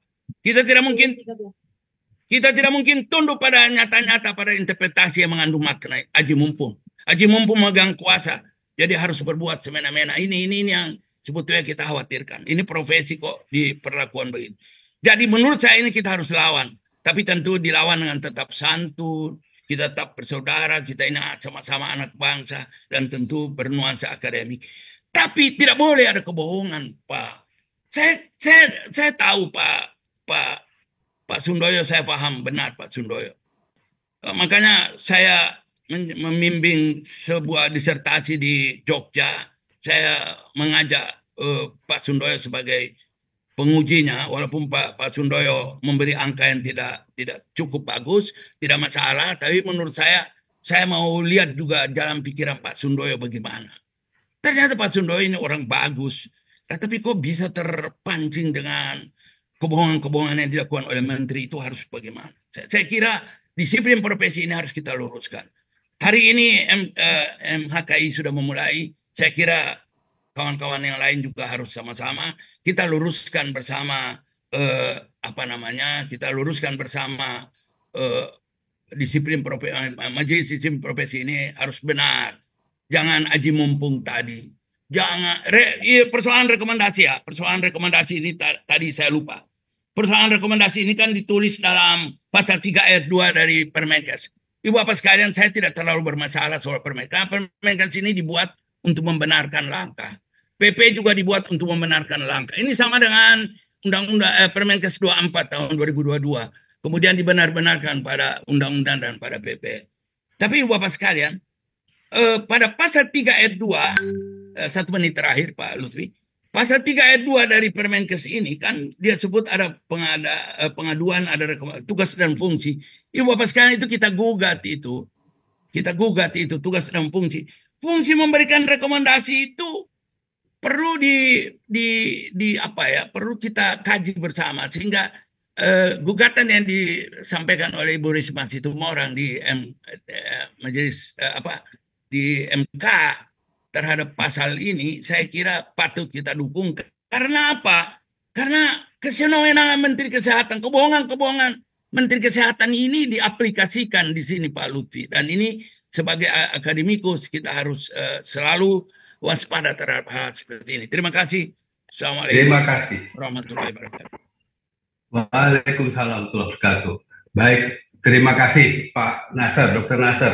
Pas 1 menit saja kelewatnya dari waktu yang diberikan, jadi saya tidak menginterupsi. Saya juga menyambut 100 peserta pada hari ini, sudah mungkin nembus ya, tapi karena keterbatasan kuota, jadi saya minta maaf bagi mereka yang tidak berhasil masuk. Nah, karena ini ada saling menanggapi, bagaimana kalau saya berikan masing-masing pembicara untuk memberikan tanggapan juga selama 2 menit masing-masing, ya. Pak Sundoyo 2 menit, Pak Yoga 2 menit, Pak Nasr 2 menit. Saya kira setuju ya, pendek saja. Karena kita 2 menit kalau di debat presiden itu sudah terasa lama begitu ya. Pak Sundoyo, kami silakan. Baik, terima kasih Pak Ustadz. Saya pikir apa yang disampaikan oleh teman-teman narasumber yang lain adalah sebagai masukan dan kritik ya bagi MDP gitu ya, untuk bagaimana ke depan untuk bisa langsung. Tetapi saya juga, walaupun itu sebuah kritik, saya juga ingin menyampaikan beberapa hal. Yang pertama, saya selalu berpikir begini, jangan ketika membuat peraturan apapun bentuknya gitu, lalu tidak ikut public hearing, itu dianggap minim melibatkan masyarakat gitu. Saya ingin sampaikan data ya. Saya juga, karena saya terlibat di situ, saya yakin Pak Lutfi juga beberapa kali masuk juga di situ. Public hearing untuk membentuk undang-undang itu tidak kurang dari 1.772 orang yang mengikuti. Dan masukannya ada 72.000. Dan itu dikaji betul. Ada datanya itu. Silahkan nanti diminta ke Kementerian Kesehatan. Kajian itu adalah akhirnya masuk ke mana yang masuk di dalam patogen undang-undang, masuk mana yang masuk ke penjelasan, mana masuk yang ke PP, itu dikaji betul. Jadi jangan ketika orang tidak ikut public hearing lalu bilang oh ini minim sekali gitu. Enggak gitu mestinya kita cara berpikirnya. Yang kedua, saya lihat juga ada beberapa yang gagal paham. Pasal 306 ayat 3 itu bukan tugas MDP. Sekali lagi saya bilang, pasal 306 ayat 3 itu adalah bukan tugas MDP. Tapi itu adalah aparat penegak hukum disebutnya. Gitu. Maka kalau ada narasumber yang bilang itu mestinya bisa diselesaikan keadilan restoratif oleh MDP, enggak. Bukan itu tafsirannya. Ini yang saya sering katakan bahwa ada penafsiran baru di dalam sebuah Baik. apa penafsirannya sesuai dengan keinginan masing-masing gitu. Baik, Bukan Pak sesuai dengan Sudoyo. itu gitu. Sebentar. Ini penting. Terkait dengan kasus Garut dan ini juga terkait dengan kasus Bogor. Saya ingin sampaikan ya. Saya pikir kalau narasumber tadi adalah mengatakan kasus Garut itu adalah hukum, itu adalah etik gitu. Selama ini kan kita juga diajarin juga itu. Bahwa etik, disiplin, dan hukum itu adalah harus dipedomani. Tetapi bisa nggak kita menarik benang merah dari tiga hal itu tadi? Saya ingin tanya sekarang, coba ya. Ketika di situ standarnya membuat melakukan yang namanya USG itu adalah untuk orang hamil adalah seputaran perut. Lalu dia adalah meraba-raba itu payudara. Itu pelanggaran disiplin atau tidak? Persoalan pelanggaran disiplin itu adalah akhirnya dia akan dikenakan Undang-Undang Nomor 2 tahun 2022 tentang kekerasan seksual. Itu adalah haknya penyidik. Mau dikenakan undang-undang yang manapun terkait dengan pidana itu adalah kewenangan penyidik. Baik. Gitu loh. Terkait dengan persoalan oleh karenanya itu adalah melanggar hukum lalu dapat dikenai sanksi pidana. Pasal 308 dibaca ulang itu. Baik, kita Pasal akhiri 308 pada baca Pak ulang. Sudoyo. Terima kasih Pak Ayat Sudoyo. 5 itu adalah mengacu kepada ayat 1. Jadi ayat 5 itu bagaimana rekomendasi itu tidak terlepas dari bagaimana pelanggaran standar itu adalah karena rekomendasi yang ada dugaan pelanggaran hukum di ayat 1 itu. Oke ya Pak Sudoyo ya. Jadi gitu. Sudah. Saya mohon maaf ya karena kebetulan ini paling forum ini paling bagus untuk mengklarifikasi suara-suara yang seperti tadi itu gitu. Siap. Ya. Makasih Ya. Pak. Terima kasih Pak Sudoyo. Maaf waktu paksa kita atur sedemikian rupa supaya masing-masing memadai untuk memberikan tanggapannya. Sekarang Saudara Dr. Yoga, 2 menit untuk Anda. Ya, baik. Terima kasih. Saya belajar dari debat presiden. Semoga tidak lewat waktunya, Pak Lutfi. Ya, prinsipnya ada beberapa hal yang mungkin diberikan catatan kritis terhadap apa yang kami presentasikan. Tapi pada Ya. prinsipnya, semoga saya tidak salah ingat dengan yang saya sampaikan tadi bahwa bahasa saya ketika bicara keadilan restoratif sebaiknya begitu, bukan semestinya dan mengharuskan begitu. Mudah-mudahan saya tadi tidak selip kata. Kalau memang saya selip kata, saya perbaiki begitu. Karena adanya proses MDP yang sebelumnya menggunakan Perkonsil 50 2017 itu menunjukkan bahwa memang sesungguhnya tidak ada keberadaan MDP itu juga tidak bisa saling elakkan pula dengan MKDKI karena penggunaan perkonsil tersebut yang juga digunakan begitu. Kemudian terkait dengan proses yang ada, memang standpoint kami, saya pribadi tidak bicara tentang meaningful participation, tapi yang jelas di dalam proses berhukum setidaknya organisasi profesi memperjuangkan dengan cara yang dewasa dalam konteks berhukum dan bernegara dalam bingkai merawat kemerdekaan. Kami melakukan jalur hukum memang secara formil sudah ada putusannya dan kami sedang berjuang di dalam uji material dan tentu ini merupakan saya pikir merupakan tugas kami sebagai outsider tadi Pak Lutfi dalam tanda kutip untuk kami juga memperjuangkan secara konstitusional. Tidak lewat dari 2 menit ya Pak. Terima kasih. Tidak, masih 23 menit detik. Oke. Ya. Jatah diberikan pada Dr. Nasser, 2 menit dari sekarang. Silakan. Masih di mute, dokter? Masih di mute. Ya. Yang pertama saya mau sebut apa yang disebut meaningful participation oleh Pak Sudoyo tadi itu sebetulnya itulah membuktikan kebohongan Pak. Bapak ini tertular dari kebohongan-kebohongan yang dilakukan oleh Menteri Kesehatan kita. Jadi begini Pak, memang ada jumlah orang yang ikut, jumlah masukannya Bapak catat semua, itu catatan statistik. Tapi tidak ada yang dimasukkan, Pak. Tidak ada satupun yang masuk. Tapi oke lah, itu kita sudah selesai ceritanya. Saya hanya mau bilang bahwa itu semua bohong. Kemudian, Pak, pasal 306 ayat 3, Bapak sebut tadi bahwa itu bukan tugas MDP. Benar, saya setuju. Itu adalah tugas dari aparat penegak hukum. Dalam hal ini pidana di kepolisian. Kepolisian dan kejaksaan. Cuma semangat itu harus Bapak miliki. Bapak jangan membaca undang-undang itu letterlek, Pak. Undang-undang itu harus dihayati. Itu apalagi undang-undang kesehatan, Pak. Undang-undang kesehatan itu lain membacanya dengan undang-undang lain. Maaf, Pak, maaf. Bapak saya tahu dokter ilmu hukum. Saya tahu. Tapi mari kita bicara hukum kesehatan, bukan hukum bisnis, Pak, ya. Kemudian, itu 306 ayat 3. Kemudian terakhir saya, takut lebih dimarahin Pak Lutfi, mengenai Pak dokter yang meraba-raba, dokter dan sebagainya. Walaupun itu dia lakukan sedang menjalankan praktek kedokteran, itu bukan pelanggaran disiplin, Pak. Ya Allah ya Rabbi, sebegitu rendah pengetahuan Bapak tentang pelanggaran disiplin, Pak. Saya jadi tahu ini kuncinya. Itu pelanggaran etika yang menjadi pintu masuk pelanggaran hukum. Pelanggaran disiplin itu, Pak, pelanggaran terhadap standar kedokteran, standar pelaksanaan tugas-tugas profesi kedokteran. Itu pelanggaran disiplin profesi, Pak. Terima kasih, Pak Lutfi. Pas, masih 3 detik lagi. Terima kasih. Cukup hangat dan ya walaupun suara walaupun suara boleh keras, tetapi saya yakin seperti Pak Sundoyo tadi sampaikan, inilah forum untuk klarifikasi. Kalau mau protes ya sekarang ini. Begitu ya Pak Sundoyo ya. Tetapi kita tetap dalam koridor untuk menambah wawasan, ya, tidak mengurangi kawasan, tapi menambah wawasan kita sebagai seorang intelektual. Saya beri kesempatan kepada floor sekarang untuk menjawab pertanyaan. Ada pertanyaan? Tidak ada. Baik, kalau begitu kita tutup. Ada ya, ternyata satu Dokter Binsar. Kami silakan lebih dahulu, Dokter Binsar.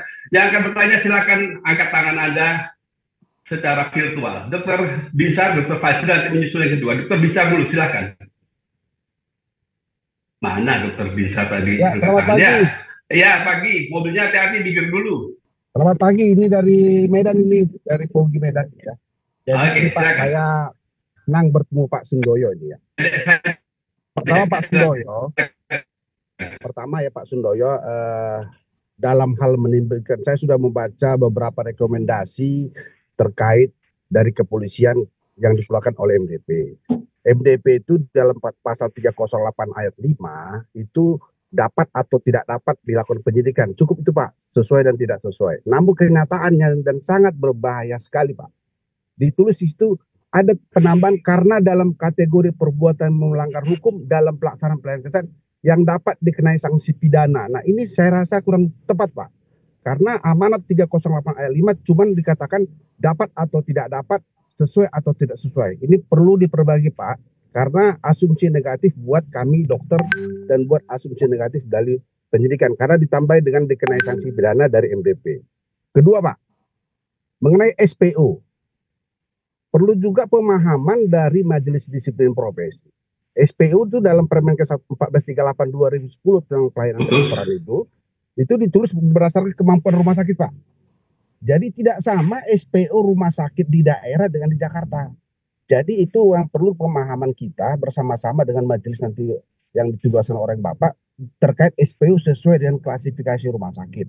Dan tidak dikategorikan, jadi yang dilihat itu PPK Pak, panduan praktek klinis, bukan panduan nasional. Satu Pak, yang cukup ya, dua saja dulu Dokter Binsar. Pak, ini sangat penting Pak. Dalam hal rekaman Pak, ini kadang-kadang rekaman dilarang. Oh tidak Pak, rekaman itu boleh-boleh saja asal tidak di-share di media sosial. Nyatanya Pak, ya, seperti yang Pak Nasir itu penuh rekayasa beberapa putusan MK DKI terdahulu. Ya, jadi putusan MK DKI tidak sama dengan keterangan ahli maupun keterangan teradu yang dituangkan dalam putusan majelis. Dan ini Pak, masukan Pak, anggota Bapak itu sudah diadukan ke salah satu Polda terkait pasal 266 menerangkan keterangan yang tidak sebenarnya Pak. Jadi ini masukan dari Pak Sundoyo untuk selanjutnya. Terima kasih Pak Lutfi. Terima kasih. Terima kasih Dr. Bisa. Salam buat Medan.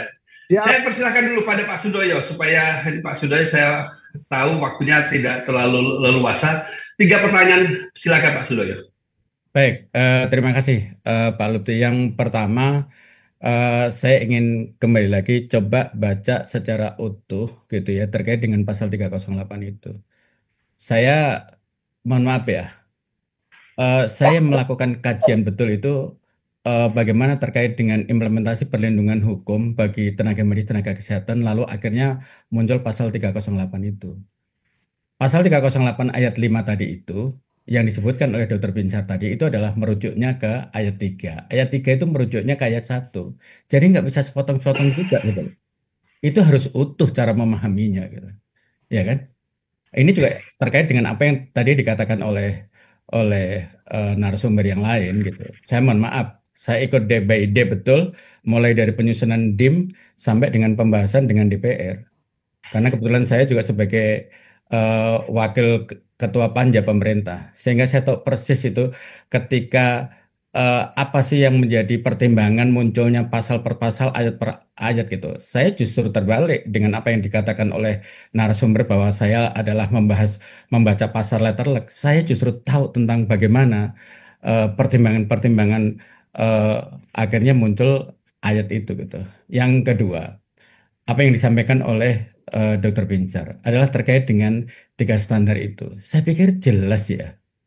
Dari sejak Undang-Undang 29 2004, Undang-Undang Kesehatan 36 2009, Undang-Undang Tenaga Kesehatan 36 2014, secara jelas PPK itu gitu ya, PNPK itu gitu, itu ditetapkan oleh siapa, lalu PPK itu ditetapkan oleh siapa, SPO itu ditetapkan oleh siapa. SPO memang nggak bisa berlaku nasional Pak, karena itu adalah memang sesuai dengan situasi kondisi sumber daya yang ada di fasilitas. Maka SPO itu adalah ditetapkan oleh fasilitas pelayanan kesehatan gitu. Jadi kita melihatnya sih dari 3 hal itu saja gitu ya. Yang terakhir tadi adalah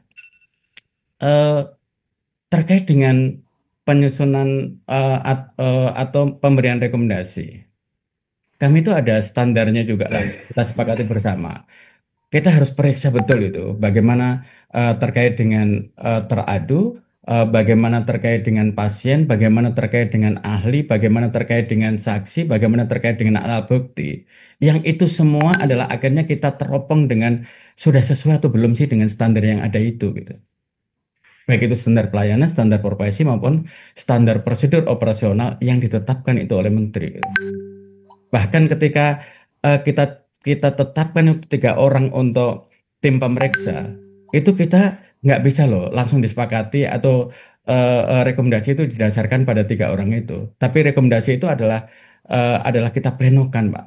Dan nggak ada itu yang namanya kita sistem voting. Itu adalah dilakukan melalui musyawarah untuk mufakat. Sampai dengan hari ini nggak pernah itu yang namanya ada voting. Sampai dengan itu mungkin barangkali Pak Lutfi. Oke. Terima kasih Pak Sudoyo. Jawaban ringkas mencakup ya. Soal mungkin apakah sudah sesuai dengan harapan yang bertanya, itu menjadi diskusi yang berikutnya.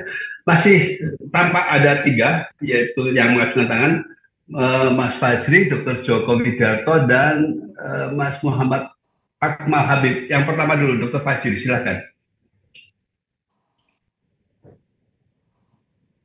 Kok nggak ada suaranya, Mas? Nggak di-mute, tapi nggak ada suaranya. Nggak ada suaranya. Ini cukup. Ya, oke, silakan lanjut. Ya, izin Pak Lutfi. Ya, oke. Ya, baik, terima kasih. Baik, terima kasih Pak Lutfi.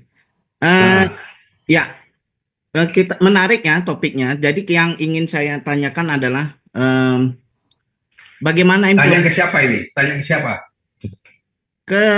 Ke Pak Sundoyo, Pak Nasir, dan semua narasumber. Ingin pandangannya Pak Lutfi. Ya. Oke, silakan. Ya, baik. Jadi kalau kita baca di dalam pasal 308 ayat 1 dan ayat 2, di mana tenaga medis dan tenaga kesehatan yang diduga perbuatan melanggar hukum dalam hal pelaksanaan pelayanan kesehatan yang dapat dikenai pidana ataupun perdata, terlebih dahulu harus dimintai rekomendasi majelis. Baik di 308 ayat 1 maupun 308 ayat 2, Pak Lutfi. Nah, persoalannya adalah di lapangan ya, diimplementasi di kenyataannya sehari-hari, baik di daerah, kami juga di Batam, kenyataannya adalah sebelum mendapatkan rekomendasi, beberapa penegak hukum juga sudah menjalankan fungsinya dan tugasnya. Nah, disinilah dalam beberapa kesempatan saya merasa bahwa di berbagai kesempatan, di berbagai acara ya, saya sampaikan bahwa rumah sakit maupun dokter, kedua-duanya adalah entitas, seringkali menghadapi ya apa yang disebut dengan teori facing double law enforcement. Jadi belum lagi membenahi persoalan tuntutan pasien dan keluarga, tapi sudah menghadapi dua dua proses penegakan hukum. Bahkan tiga tidak jarang, yaitu masalah etik, disiplin, dan pidana atau perdatanya. Pidana perdata saja sudah terbagi dua, langsung pengadilan atau dari pihak kepolisian. Nah, bagaimana dalam kesempatan ini ke depan supaya dokter dan rumah sakit ya, karena tidak jarang ini rentetannya juga ke rumah sakit. Bagaimana penegakan hukum ini betul-betul, kalau boleh Pak Lutfi, kita linear tahapannya. Sebelum masuk ke pidana, sudah harus ditentukan ini pidana, ini etika atau disiplin. Sebagaimana yang disampaikan oleh Dr. Nasir tadi, bahwa yang kasus di Bogor, terjadi perbedaan pandangan, bahwa ini pidana, ini etik. Nah, artinya dari law enforcement, penegak hukum sendiri, garis atau batas antara pidana, etik, dan disiplin juga masih berbeda pandangan. Jadi kita belum membuat konsensus bersama. Sehingga ini sering merugikan kita sebagai entitas, baik dokter maupun rumah sakit. Demikian Pak Lutfi, terima kasih. Terima kasih. Salam dari Batam. Sama-sama, salam kembali buat Batam. Saya persilakan dulu sekarang kepada Dokter Yoga, ya. Nanti baru Dokter Nasir, terus kemudian Pak Sundoyo yang terakhir. Jadi kita gilirkan biar merata hujannya. Silakan Dokter Yoga. Ini 1 menit atau 2 menit Pak? Iya. 5 menit sudah, tapi dibagi 3 kali. Ya baik. Saya pikir kalau yang disampaikan Pak Fajri, saya kenal sama hormat Pak Fajri, itu kan persoalan implementasi hukum begitu, yang memang banyak faktornya. Secara teoritik pun kita bisa lihat bahwa dalam implementasi hukum banyak faktor yang memang membuat hukum itu tidak berjalan sebagaimana yang diatur begitu, sehingga memang ya banyak perlu kiat-kiat banyak hal begitu ya untuk membuat semuanya berjalan beriring sebagaimana yang diatur oleh negara. Tetapi prinsipnya kalau kita bicara apa yang diadukan, standpoint saya memang ya setiap orang punya hak untuk mencari, memperjuangkan keadilannya melalui proses hukum yang ada begitu ya, sehingga memang pidana menjadi salah satu ruang yang punya kebebasan itu. Nah, memang kemudian hadirlah dalam pengaturan Undang-Undang 17 2023 terkait dengan rekomendasi, yang mana rekomendasi ini juga ramai begitu. Memang agak berbeda antara perdata dengan pidana. Kalau yang saya tangkap, perdata ini sifat rekomendasi fakultatif begitu ya, opsional. Tetapi kalau pidana itu sifatnya imperatif. Tapi muncul persoalan selanjutnya, apakah fungsinya itu sebagai formilnya gitu ya, ketika mau naik ke penyidikan. Ya, ini menjadi fungsi formil atau kemudian menjadi hal material begitu, menjadi bukti surat bahwa ini tidak sesuai, maka berimplikasi pada konteks pemenuhan delik pidana.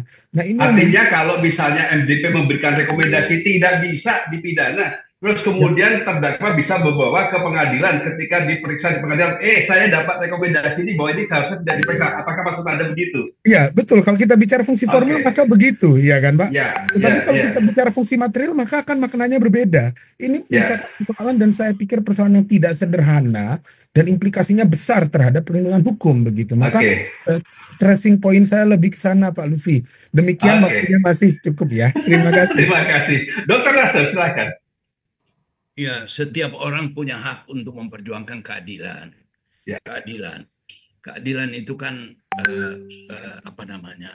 sebuah hal yang sangat substantif dan elementer, sehingga semua elemen bangsa ini harus mendorong agar semua orang dapat keadilan. Cuma kan persoalannya kan keadilan ini jangan sampai dimanipulasi. Ibu bapak sekalian, kasus Bogor bagi saya itu manipulatif.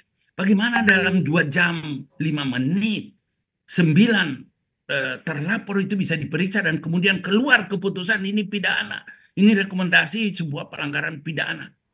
Ini nggak benar, Pak. Di kepolisian saja ada sebuah proses yang panjang dengan gelar perkara yang berulang kali dan diberi kesempatan untuk perbaikan-perbaikan.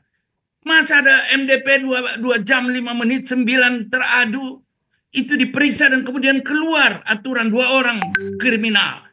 Ini ibu bapak manipulatif yang harus kita luruskan. Karena Pak Sundoyo ini tidak mengerti. Apalagi tadi dia sebut pelanggaran disiplin itu, meraba-raba itu pelanggaran disiplin. Ini kan bukti ketua MDP tidak ngerti. Sebagai orang yang belajar hukum kesehatan, sebagai guru hukum kesehatan di Indonesia, yang 1000 orang mungkin mahasiswa saya sudah tersebar di mana-mana. Saya terpanggil untuk meluruskan. Ini keliru. Tidak bisa kita diam saja. Dan itu memunculkan begitu banyak pertanyaan. Dari Pak Fajri, dari Pak Binsar, dari banyak orang. Ada sebuah pertanyaan yang sangat-sangat krusial yang harus dijawab oleh Pak Sundoyo hari ini. Saya tidak bermaksud kita berteman Pak Sundoyo. Tapi ini diskusi akademik. Ini ada pertanyaan dari Pak Wahyu, Dr. Wahyu dari UI. Dia menanyakan, ini penting banget, bahwa bagaimana Anda memilah adanya pelanggaran etik, pelanggaran disiplin, dan pelanggaran hukum. Beliau paham banget bahwa pelanggaran etik dan pelanggaran disiplin pintu masuk pelanggaran hukum. Tapi MDP itu undang-undang mengatakan hanya boleh meriksa disiplin profesi. Kalau ada permintaan rekomendasi, memang ada pasal menyatakan permintaan rekomendasi. Permintaan rekomendasi itu harus didasarkan pada disiplin. Anda jangan pergi jauh-jauh ke hukum dan ke etik, Pak Sundoyo. Tolong ini, mumpung masih awal, tolong dikoreksi. Baik. Terima kasih. Baik, terima kasih. Terima kasih Pak Lutfi. Silakan. Ya, saya terima kasih 2 menit juga. kritiknya. 2 menit juga, silakan. Ya, terima kasih atas kritiknya Dr. Nijar. Kalau saya sebagai ketua disiplin tidak paham dengan itu, tapi mohon maaf, saya juga sedih juga gitu ketika Dr. Nijar menyebut sebagai guru besar hukum kesehatan, tapi nggak paham juga bagaimana terkait dengan etika, disiplin, dan hukum itu kaitannya gitu. Yang kedua adalah dari tadi yang selalu disebut adalah terkait dengan yang pemberian rekomendasi yang dapat dilakukan penyidikan. Tapi nggak pernah juga itu bagaimana menganalisis, mengkaji terkait dengan rekomendasi dari majelis disiplin yang tidak dapat dilakukan penyidikan. Kenapa nggak itu juga dikaji? Banyak loh, jauh lebih banyak rekomendasi yang tidak dapat dilakukan penyidikan karena sesuai dengan standar. Kenapa itu juga tidak dikaji? Cara melindungi dokter, cara memberikan keadilan yang fair, itu adalah bukan seperti itu gitu. Kami dari MDP adalah mencoba untuk berdiri di tengah, bagaimana agar betul-betul pelayanan kesehatan itu dilaksanakan sesuai dengan standar. Whatever itu hasilnya, akhirnya dipahami itu adalah melindungi pasien atau melindungi tenaga medis atau tenaga kesehatan, itu kalau mau fair gitu. Tadi data sudah ada, kurang lebih sekitar 29% itu adalah yang melanggar. Itu artinya apa? 69% itu adalah tidak melanggar dan itu kira rekomendasikan tidak dapat dilakukan penyidikan. Dan beberapa kepolisian akhirnya menghentikan itu penyidikan atas dasar rekomendasi kita tadi itu. Itu juga dilihat gitu loh. Jangan membabi buta. Karena itu rekomendasinya adalah dilakukan penyidikan, lalu itu yang diuprek-uprek, enggak gitu cara berpikir sebagai seorang intelektual. Mestinya harus dua-duanya itu dikaji gitu. Oke, saya ingin sebentar dulu. Saya ingin kembali ke persoalan pasal 308 ya yang dipertanyakan oleh Dr. Fajri tadi. 1 menit aja ya Pak Yusno. Ya, oke. Dr. Fajri tadi kan menyampaikan ya bahwa ini sudah ada pasal 308 ayat 1 harus dimintakan rekomendasi, tapi dia masih menjalankan sebagaimana tugasnya. Dok, ketika ada pengaduan, itu aparat penegak hukum adalah melakukan penyelidikan. Tapi hasil penyelidikan itu tidak bisa ditingkatkan penyidikan, itu tafsiran ayat 1 kalau dia tidak atau ketika dia akan meningkatkan ke penyidikan, maka dia harus minta rekomendasi gitu. Jadi kalau misalnya menjalankan tugasnya tadi eh, eh, maksudnya adalah melakukan penyelidikan terlebih dahulu, iya betul. Bahkan di dalam Oke, Permenkes nomor 3 itu ketika minta rekomendasi harus dilampirkan dengan hasil penyelidikannya. Gitu. baik. Terima kasih. Oke, Pak Sudoyo. Teng, teng. Nah, sekarang Dr. Joko Widiarto. Ini senior-senior pada turun gunung ini. Silakan dari Semarang. Terima kasih Pak Lutfi. Assalamualaikum warahmatullahi wabarakatuh. Waalaikumsalam warahmatullahi wabarakatuh. Pagi ini saya sangat berbahagia, bersyukur bisa mendengar para begawan-begawan di sini. Teman, saya alhamdulillahnya ternyata bukan hanya saya saja yang bingung Pak Lutfi. Banyak teman-teman saya yang bingung ya. Kalau saya mencermati yang disinggung hari ini tentang disiplin profesi itu masih buta saya, terus terang aja.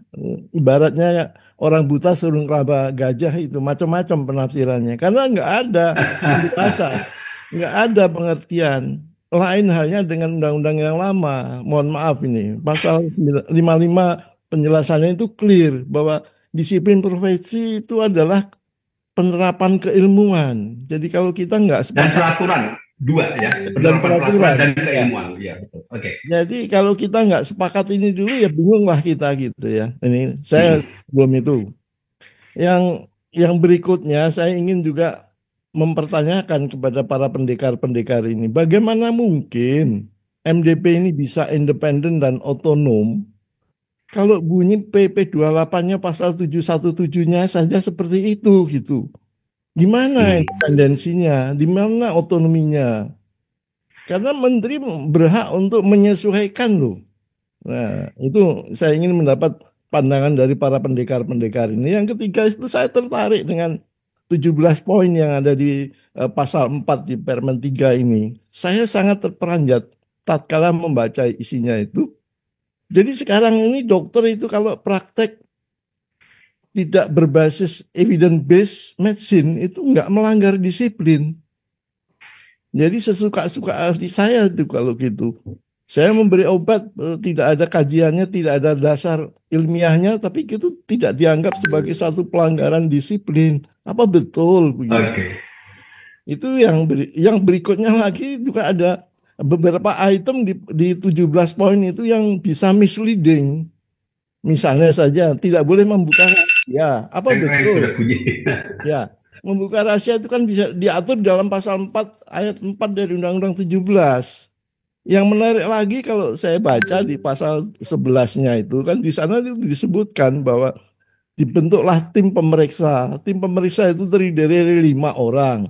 Intinya ada 2 dari Dinkes, ada 1 dari profesi, ada 1 dari Fasyankes, ada 1 dari masyarakat. Tapi di pasal yang lain disebutkan bahwa ada 5 orang. Juga 5 orang ini pasal 12 tuh ada MDP di situ dan juga ada dari profesi ya. Jadi ini yang benar yang mana ini gitu. Apa cuma 5 gitu. 5 apa 6 apa 7 dan sebagainya. Oke. Dalam acara itu tadi Dr. Gigu banyak nyinggung ya. Saya nggak 30 detik lagi. Baik, terima kasih. Saya nggak melihat di mana sebenarnya perang pemegang kuasa itu dalam persidangan. Katanya turut serta proses penegakan disiplin, tapi nggak pernah disinggung-singgung di situ. Saya kira itu aja. Mohon maaf saya dari orang kampung, maklum saja Pak Lutfi. Makasih banyak. Assalamualaikum warahmatullahi wabarakatuh.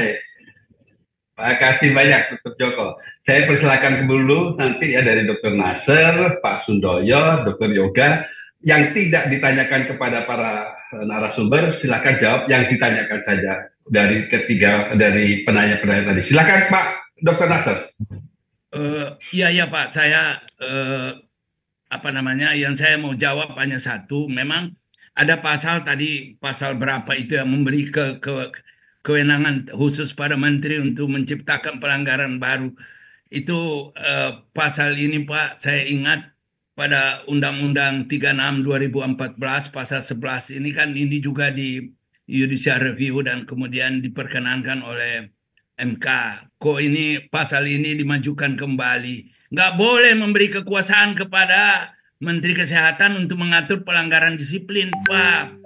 Karena disiplin profesi itu, Pak, disiplin profesi itu tadi sudah disebut bahwa itu aturan-aturan yang melanggar standar, Pak ya, standar pekerjaan profesi. Menteri mana tahu, apalagi menteri pebisnis seperti sekarang yang penuh kebohongan, Pak. Nggak mungkin, Pak. Menteri yang suka berbohong, masa mengatur disiplin profesi itu agung, Pak. Profesi itu agung. Saya kira itu, Pak. Saya protes pasal itu. Terima kasih. Terima kasih. Dr. Sundoyo. Dr. Sundoyo, maaf. Yang pertama, tadi terkait dengan definisi pelanggaran disiplin. Sebenarnya kalau Dr. Joko membaca utuh apa yang ditanyakan tadi, semuanya sudah terjawab di dalam peraturan Menteri Kesehatan nomor 3 sih. Pelanggaran disiplin ada definisinya di dalam pasal 1 angka 5. Apa itu pelanggaran disiplin ada, nanti boleh dibaca di situ. Yang terkait dengan 17 jenis pelanggaran yang diatur di dalam pasal 4 ayat 1. Sebenarnya pasal 4 ayat 1 itu tidak jauh dari apa yang ada di dalam Perkonsil nomor nomor 4 tahun 2011 sih. Bapak Ibu boleh cek, boleh dibandingkan. Justru hal-hal yang sudah tidak relevan itu malah kita take out gitu. Maka ketika 17 jenis pelanggaran itu adalah dikritisi, saya juga bingung juga kenapa peraturan konsil nomor 4 tahun 2011 itu tidak dikritisi gitu. Apa sih yang menyebabkan mengkritisinya sampai sebegitu hebatnya gitu ya, sebegitu heroiknya gitu. Itu yang itu. Yang ketiga terkait dengan 5, nggak usah bingung. Tak jelasin ya, pasal 11 tak jelasin ya. Pasal 11 itu gini loh. Intinya itu adalah nanti akan dibentuk MDP yang ada di provinsi. Itu jumlahnya adalah 5 orang. Unsur-unsurnya ada juga diatur di situ. Tapi ketika ada pengaduan yang ditujukan ke MDP, gitu kan? Itu adalah dimixed. Tim pemeriksanya itu ada MDP pusat dan ada MDP daerah. Nah, ketika ketua MDP itu adalah menetapkan tim pemeriksa, itu paling banyak adalah 5 orang. 1 diantaranya itu adalah MDP dari pusat. Kecuali dalam kondisi tertentu, itu boleh lebih dari 1. Apa itu kondisi tertentu? Kalau dia adalah kasusnya sangat kompleks. Kalau dia adalah melibatkan banyak tenaga medis, tenaga kesehatan yang lain gitu. Itu cara membacanya pasal 11 seperti itu. Gitu ya. Itu mungkin yang bisa saya sampaikan, Pak. Oke. Saya boleh nanggapin, Pak. Saya boleh nanggapin, Pak Sundoyo. Boleh, silakan. Nggak apa-apa. 30 detik, silakan. Pertanyaan saya tadi, apakah dokter yang praktek tidak berbasis IBM itu tidak melanggar disiplin profesi? Oke, cukup, Pak Sundoyo. Kan sebenarnya sudah jelas. Yang jelas yang mana Pak Sun? Mohon. Bentar. Pasal 1 angka 5 itu baca clear. Adalah kaidah pelayanan termasuk standar gitu. Kalau dia tidak sesuai dengan standar sudah pastilah melanggar disiplin. Kenapa yang di pasal 11 itu ini terakhir ya? Ya. Itu tidak disebut. Kenapa di pasal 4-nya itu nggak ada, yang di dalam 17 itu nggak ada, dihilangkan. Kalau yang lama kan ada tuh. Iya. Oke, terakhir, Pak Sul, terakhir. Iya, prinsip dasarnya kan semuanya itu tadi, 17 itu adalah pasti akan ada 2 hal ya. Yang pertama adalah terkait dengan kaidah pelayanan itu seperti apa. Yang kedua adalah standar, karena kata-katanya adalah termasuk standar. Ingat ya, tadi saya sampaikan. Pasal 2 ayat 3 itu dikatakan ya, pasal 2 ayat 3 atau pasal 3 ayat 3 itu dikatakan. Yang ayat 2-nya adalah berkewajiban untuk berpedoman pada standar. Yang ayat 3-nya adalah pelayanan profesionalitas itu adalah ditujukan sesuai dengan kebutuhan pasien, keselamatan pasien dan kualitas. Paham. Cukup, Pak Sundoyo. Oke, cukup. Kita masih ada 2 penanya lagi dan kita tinggal punya waktu 8 menit. Saya belum punya kesempatan ini. Belum. Sebentar lagi saya kasih. Cuma saya pengen potong saja dulu. Jadi saya itu sebetulnya sudah gatel sekali untuk bertanya juga, karena saya biasa bertanya begitu ya. Tapi saya tidak punya hak untuk bertanya sekarang ini karena masih ada penanya. Saya persilakan dulu pada Dr. Yoga untuk berikan tanggapan. Silakan 2 menit dari sekarang. Ya, baik. Terkait dengan evidence base, maka di presentasi saya terakhir memang saya berikan catatan level of evidence di dalam ilmu kedokteran itu expert opinion pun di dalam konteks pembuktian sidang pemeriksaan itu menjadi salah satu alat bukti, tetapi memang mengesampingkan evidence base dan memang relevan jika dikaitkan dengan jenis pelanggarannya begitu. Nah, memang saya tidak mengomentari jenis pelanggaran karena saya ditugaskan hanya bagian prosedur gitu ya, tapi saya pikir ini lebih bebas kan. Nah, maka terkait dengan pelanggaran kewajiban jelas dinyatakan kewajiban pada pasal ayat 2 Permenkes itu kewajibannya adalah pemenuhan standar profesi, pelayanan dan prosedur operasional. Maka yang menjadi catatan kritis saya adalah apakah kemudian ketika ada jenis-jenis yang dibatasi yang dari 28 jadi 17 misalkan dan seterusnya itu merupakan pemaknaan sempit dari pelanggaran kewajiban atau malah justru memperluas pelanggaran kewajiban. Nah, yang terakhir tentang 717 memang tafsir itu yang memang menjadi perdebatan karena bicara tentang sesuai atau tidak sesuai dengan fungsi kebijakan ini menjadi potensial pencederaan terhadap keotonomian ataupun independensi. Demikian Pak Lutfi. Oke. Wah, ringkas sekali. Baik. Kita menuju penanya yang keempat, Muhammad Akmal. Silakan. Gimana gitu, Bot? Oke, terima kasih Bapak waktunya. Ya. Ya, baik. 1 menit aja ya. Ya, baik. Baik Pak, perkenalkan saya mungkin masih junior ya di sini. Jadi saya adalah mahasiswa S2 Hukum Kesehatan dari University of Sydney dan saya ingin mengapresiasi kepada Pak Sundoyo tadi ya selaku Ketua MDP karena ada banyak kasus yang membela TMTK. Nah, namun ada sedikit tanggapan atau ada sedikit celah atau ada sedikit catatan negatif tentang pelaksanaannya, itu bukan hanya data statistik semata, Pak, yang bisa dimaafkan. Oh, itu kesalahan, mari kita maafkan. Tapi tetap itu menjadi catatan negatif dan harus diperbaiki. Nah, pertanyaan saya adalah, bagaimana tanggapan Bapak Sundoyo, Bapak Yoga, dan juga Bapak Nasir terhadap judicial review yang saat ini dilontarkan oleh PKHMK yang isi petitumnya ingin menghapuskan ayat di pasal 308 tentang persyaratan rekomendasi dari MDP sebagai syarat pelaksanaan atau syarat proses hukum itu bisa dilanjutkan ke proses selanjutnya. Karena ternyata pada tahapan di lapangan rekomendasi dari MDP justru menyalahi proses penegakan hukum itu, Pak. Karena bukan malah memberikan kemudahan pada TMTK, namun malah yang ada beberapa kerugian yang dirasakan oleh TMTK, Bapak. Bagaimana tanggapan Bapak terhadap bagaimana tanggapan terhadap adanya judicial review? Sekarang mulai lagi dari Pak Sundoyo. Silakan, Pak Sundoyo. Ya, saya sebenarnya tidak ingin menanggapi terkait dengan judicial review-nya ya. Saya juga tidak ingin menyampaikan pendapat-pendapat kami terlalu banyak gitu, jangan sampai nanti mempengaruhi proses persidangan. Tapi satu hal yang tadi saya sampaikan adalah pasal 308 itu adalah diawali dari bagaimana keprihatinan, keluhan dari tenaga medis, tenaga kesehatan dengan banyaknya dia dituntut secara perdata, dituntut secara pidana, itu hampir setiap hari ada laporan itu. Apa yang terjadi dampak dari itu? Pelayanan kesehatan akhirnya menjadi defensif. Mereka tidak mau memberikan pelayanan kesehatan atau memberikan pelayanan kesehatan ya sudah tidak maksimal gitu misalnya, itu sangat merugikan bagi pasien, itu sangat merugikan bagi juga pembangunan bidang kesehatan. Maka akhirnya dibuatlah mekanisme bagaimana agar tenaga medis, tenaga kesehatan ini terdorong untuk memberikan pelayanan yang tidak defensif. Itu sih intinya itu. Pasal 308. Terima kasih. Baik, makasih Pak Sundoyo. Dr. Yoga. Ya, saya fokus saja terkait dengan rekomendasi itu memang tentang rekomendasi untuk pidana yang memang menyisakan persoalan besar begitu ya. Apakah dia sifatnya formil atau material sebagai alat bukti? Kalau yang saya tangkap dari Pak Sundoyo tadi rasa-rasanya itu sifatnya formil begitu ya. Karena ketika Oke. dinyatakan tidak dapat maka tidak bisa lanjut. Nah, ini yang mungkin relevan terhadap gugatan judicial review. Saya berani sedikit komentar karena ID sementara ini tidak masuk ke dalamnya begitu ya. Mungkin beda kalau Pak Sundoyo kan pihak terkait gitu ya. Tapi karena itu kami bolehlah begitu. Nah, implikasi sifatnya ini juga sangat luas sehingga harapannya kalau saya pribadi begitu ya.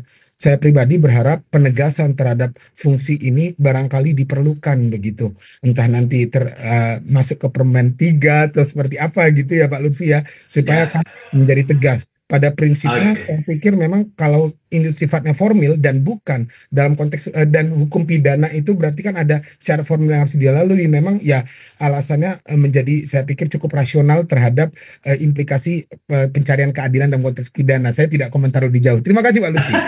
Terima kasih Dr. Ye. Dr. Nasr, silakan. Ya, saya tidak ada komentar yang banyak. Oke, Saya hanya oke. minta Pak Sundoyo dengan legowo memeriksa kembali, jangan sampai ada putusan-putusan yang subjektif, putusan-putusan yang jauh dari keadilan. Kasus Bogor itu menurut saya sangat jauh, Pak, sangat jauh. Karena diperiksa oleh orang yang sama dengan MKDKI dan kemudian motifnya juga tidak jelas. Bagi saya kebenaran material tidak bisa diperoleh dalam 2 jam 5 menit Pak periksa 9 Baik. orang. Jadi banyak hal yang memang harus diperbaiki. Bapak tidak boleh berlindung dari mengeluarkan Permenkes itu mengeluarkan peraturan perundangan di bawah undang-undang itu untuk melindungi kepentingan-kepentingan sesaat. Ingat bahwa Oke. Menteri Kesehatan yang ada ini tidak kekal abadi, Pak. Bapak juga tidak kekal abadi, tapi Baik. akan dicatat sebagai orang yang merusak tatanan-tatanan kebenaran akademik. Terima kasih. Oke, terima kasih.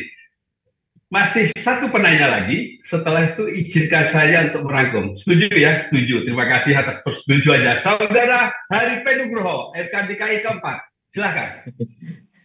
Terima kasih Pak Ustadz. Nama saya sudah tidak mau muncul, nama saya disebut 2 kali. Saya harus ini. Tapi saya tidak bertanya Pak Ustadz. Terima kasih Pak Sundoyo, Dr. Nasir, guru saya, Mas Yoga, teman sejawat. Gini, paling tidak saya memberikan satu makna begini, Pak Lutfi. 1 menit saja ya saya. Jadi kita ini kan berbicara tentang normanya yang mengatur majelis disiplin ini secara material apa saja yang ditegakkan dan secara formil bagaimana cara menegakkannya. Nah, normanya ini kan kita sedang bicarakan. Tetapi ada pembicaraan yang kedua adalah perilakunya ketika menegakkan. Nah, maka waktu yang sedikit ini pasti nggak cukup, ini pasti terlalu banyak pertanyaan, sehingga apa yang tersampaikan itu justru menimbulkan pertanyaan-pertanyaan berikutnya yang mungkin tidak bisa terjawab di hari ini.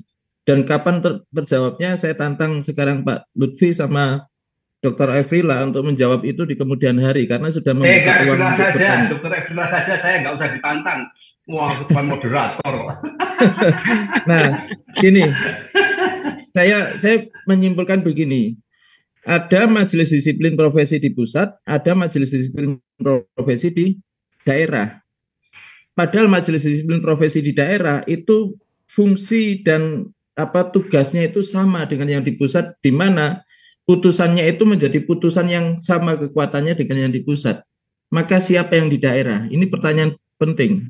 Ada degradasi, itu akan menimbulkan banyak problem berikutnya. Yang kedua, majelis disiplin dengan tata cara pemeriksaannya, yang Permenkes 3 yang belum, kita harus satu persatu bagaimana tata cara pemeriksaannya, apakah benar, itu harus kita diskusikan juga. Yang ketiga, majelis disiplin profesi dengan jenis-jenis pelanggaran disiplin yang ada 17 dengan ayat 2 yang membuka ruang yang lebih luas nantinya, yang kita tidak tahu apa yang akan diatur kemudian. Lalu yang kelima, majelis disiplin dengan rekomendasi empat dulu lah, 1, 2, 3, oh yang 4. Majelis disiplin profesi dengan rekomendasi, di mana rekomendasi ini menjadi bridging antara disiplin dengan hukum. Padahal di dalam pasal 425, pasal 424 Undang-Undang Kesehatan sudah disebutkan bahwa penyidik itu masih menggunakan KUHAP, sehingga ini diabaikan pun juga masih bisa sebenarnya. Lalu yang kelima, majelis disiplin dengan PK dan pengawasan. Nah, khusus untuk pengawasan ini, maka Pak Lutfi saya tantang lagi sekarang, Pak Lutfi sekarang yang bukan. Karena untuk pengawasan ini kan kita tidak bisa bilang lagi majelis disiplin ini kan existing. Maka kan kita harus berikan penguatan. Maka penguatan melalui peraturan yang kita kita coba gali. Yang kedua adalah perilaku. Maka Pak Lutfi saya tantang untuk menjadi ketua MDP Watch. Nah, silakan nanti perilaku itu kita bisa awasi bersama-sama gitu. Sehingga ada penguatan itu. Terima kasih. Terima kasih. Karena ini bukan pertanyaan, tetapi masukan yang sangat berharga. Sebelum saya sampaikan conclusion, saya beri kesempatan final statement kepada masing-masing pembicara. 1 menit dulu kepada Bapak Sundoyo. Kami silakan. Baik, terima kasih Pak Ustadz. Yang pertama saya ingin menyampaikan begini. Kita ini adalah hidup di negara hukum. Ada berbagai peraturan yang ada. Undang-undang ada, PP ada, permen ada, dan segala macam. Rasanya kita semua sepakat bahwa kita harus tunduk kepada itu. Gitu. Soalan itu ada yang komentar itu nggak benar dan segala macam nggak benar, sepanjang itu adalah memang masih berlaku. Itu yang masih harus kita ikuti. Majelis Disiplin Profesi tentu di dalam menjalankan tugas dan fungsinya tidak akan keluar dari apa yang ada di dalam aturan itu. Karena ini adalah perintah atau melaksanakan dari aturan itu. Yang kedua, Majelis Disiplin Profesi memang di dalam menjalankan tugasnya adalah otonom dan independen. Tidak boleh diintervensi oleh siapapun karena acuannya ada jelas, gitu ya. Bagaimana ketika memberikan rekomendasi ada 3 hal itu yang dijadikan teropong, yang dijadikan center, yaitu 3 standar tadi. Begitu juga ketika dia adalah menerima pengaduan, juga jelas juga apa yang diadukan dan bagaimana itu cara menafsirkan masing-masing jenis itu juga sudah ada juga di dalam peraturan konsil. Nah, khusus untuk peraturan Menteri Kesehatan nomor 3 sebagai informasi saja untuk teman-teman, khususnya Pak Hari, adalah itu sedang kita susun tata cara pemeriksaan baik pengaduan maupun pemberian rekomendasi. Jenis pelanggaran itu juga kita sedang susun untuk ureanya seperti apa. Itu sedang kita susun. Mudah-mudahan dalam waktu dekat itu bisa kita selesaikan, tentu nanti mendapatkan berbagai masukan dari para stakeholder. Terima kasih, Pak. Terima kasih Pak Sundoyo. Saya persilakan Dr. Yoga. Baik, terima kasih Pak Ustadz. Saya ikut panggil Pak Ustadz. Yang pertama, saya kembali terinspirasi oleh Pak Sundoyo. Sebagaimana kita hidup di negara hukum, maka memang kami IDI mengambil langkah hukum sebagai bentuk kedewasaan kami di dalam merawat kemerdekaan terkait dengan prosedur hukum acara yang jelas dan tegas. Memang hal itu nantinya akan membantu untuk sungguh mencapai tujuan hukum secara jelas dan tegas pula. Dan kalau bicara jenis pelanggaran, ini dalam analisis saya, hal itu merupakan norma samar yang berpotensi mencederai maksud dari pelanggaran kewajiban yang dimaksud terkait standar profesi, pelayanan maupun standar prosedur operasional. Pemaknaan yang bisa berpotensi menjadi menyempitkan, bisa juga memperluas, bahkan terjadi penyimpangan dari makna sesungguhnya. Maka harapannya diskusi pagi ini membuat kita semakin berintrospeksi dan kami juga IDI terus berbenah, dan terima kasih sekali lagi kesempatannya yang diberikan oleh MHKI kepada kami IDI untuk juga berdialektika di dalam pagi ini. Demikian, terima kasih Pak Lutfi. Luar biasa, tepat 1 menit. Silakan juga 1 menit Dr. Nasser. Ya, saya hanya ingin mengatakan bahwa kita negara hukum. Jadi dalam negara hukum tentu kita semua tahu bahwa kita tidak sekadar menjalankan aturan yang ada, tapi kita juga memperkuat masyarakat untuk memiliki budaya hukum. Jadi kedudukan Bapak ini tidak kekal, kedudukan Bapak sifatnya temporary, sehingga ya tolonglah selama Bapak masih menjabat, ya meninggalkan hal-hal yang sangat baik untuk dunia kesehatan di Indonesia. Itu aja permintaan saya. Terima kasih. Terima kasih. Terima kasih. Dan saya sedikit menyampaikan closing statement juga. Yang pertama, sedikit ada perlu saya sampaikan pada jenis-jenis pelanggaran disiplin pada Permenkes Perkonsil nomor 4 tahun 2011 itu ada grouping, ada pengelompokan. Dikelompokkan dalam bentuk 3 kelompok. Yang pertama, dokter, tenaga medis tidak menjalankan profesi berdasarkan kompetensi. Kelompok yang kedua, tidak menjalankan profesi secara baik. Dan yang ketiga, melakukan perbuatan tercela. Mungkin nanti bisa menjadi refleksi apakah 3 kelompok ini ada di dalam Permenkes tentang MDP. Terus yang kedua, rekomendasi. Ini memang buah si malakama. Waktunya sangat terbatas. Padahal niatnya bagus. Niatnya itu kalau yang saya perhatikan adalah untuk dismissal proses. Agar mereka yang sudah dihukum di MDP jangan sampai double jeopardy, dihukum lagi nanti di dalam pidana. Ya, itu ada unsur yang bagus. Tapi 14 hari jelas tidak mencukupi. Kerja 14 hari jelas sangat tidak mencukupi. Akibatnya apa? Akibatnya kalau MDP memberikan rekomendasi untuk dilanjutkan akan bisa merugikan tenaga medis.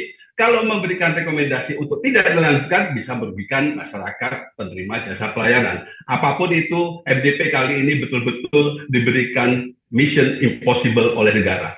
Yang ketiga, MDP Provinsi Pak Sundoyo itu dulu pernah ada MKDKI Provinsi di Jawa Tengah, yaitu di Semarang, tapi tidak berjalan karena jumlah kasusnya juga tidak memadai untuk dibentuk satu MDP Provinsi. Apapun itu, MHKI mengucapkan terima kasih atas partisipasinya. Seluruh para narasumber yang hebat-hebat ini kadang-kadang ada diksi yang keras, tapi saya mengharapkan ini semua dilihat dari kegundahan hati terhadap peraturan ataupun penegakan peraturan, bukan dalam konteks pribadi. Jadi no hard feeling gitu ya, Pak Sundoyo, Pak Yoga, Pak Nasir gitu ya, nothing hard feeling gitu ya. Semoga kita semua tetap melihat ini semua dalam kerangka kita ingin hukum kesehatan di negeri ini maju. Akhir kata saya minta maaf apabila saya dalam memimpin terasa tidak adil, terasa sangat kurang memberikan jatah pada yang lain begitu ya. Dan saya kembalikan waktu kepada pembawa acara Saudara Dr. Imelda. Terima kasih. Ya, terima kasih banyak Pak Lutfi yang sudah mengarahkan acara dialog pagi kita ini. Akhirnya sudah 2 jam kita berdialog. Mungkin masih banyak dari partisipan yang ingin bertanya karena terbatasnya waktu. Jadi tidak semua bisa kita akomodir. Untuk mengakhiri acara kita pada pagi menuju siang hari ini, saya Imelda mewakili MHKI pamit undur diri. Saya tutup dialog Minggu Pagi Hukum Kesehatan kita ini dengan satu buah pantun. Burung merpati terbang ke awan, hinggap sebentar di ranting cemara. Sampai jumpa di lain kesempatan, kita berjumpa di acara dampak selanjutnya. Acara dampak akan rutin kami adakan di minggu ketiga setiap bulannya. Dan bagi partisipan yang ingin materi, insya Allah materi akan kami share sore ini. Akhir kata, wabillahi taufik walhidayah. Wassalamualaikum warahmatullahi wabarakatuh.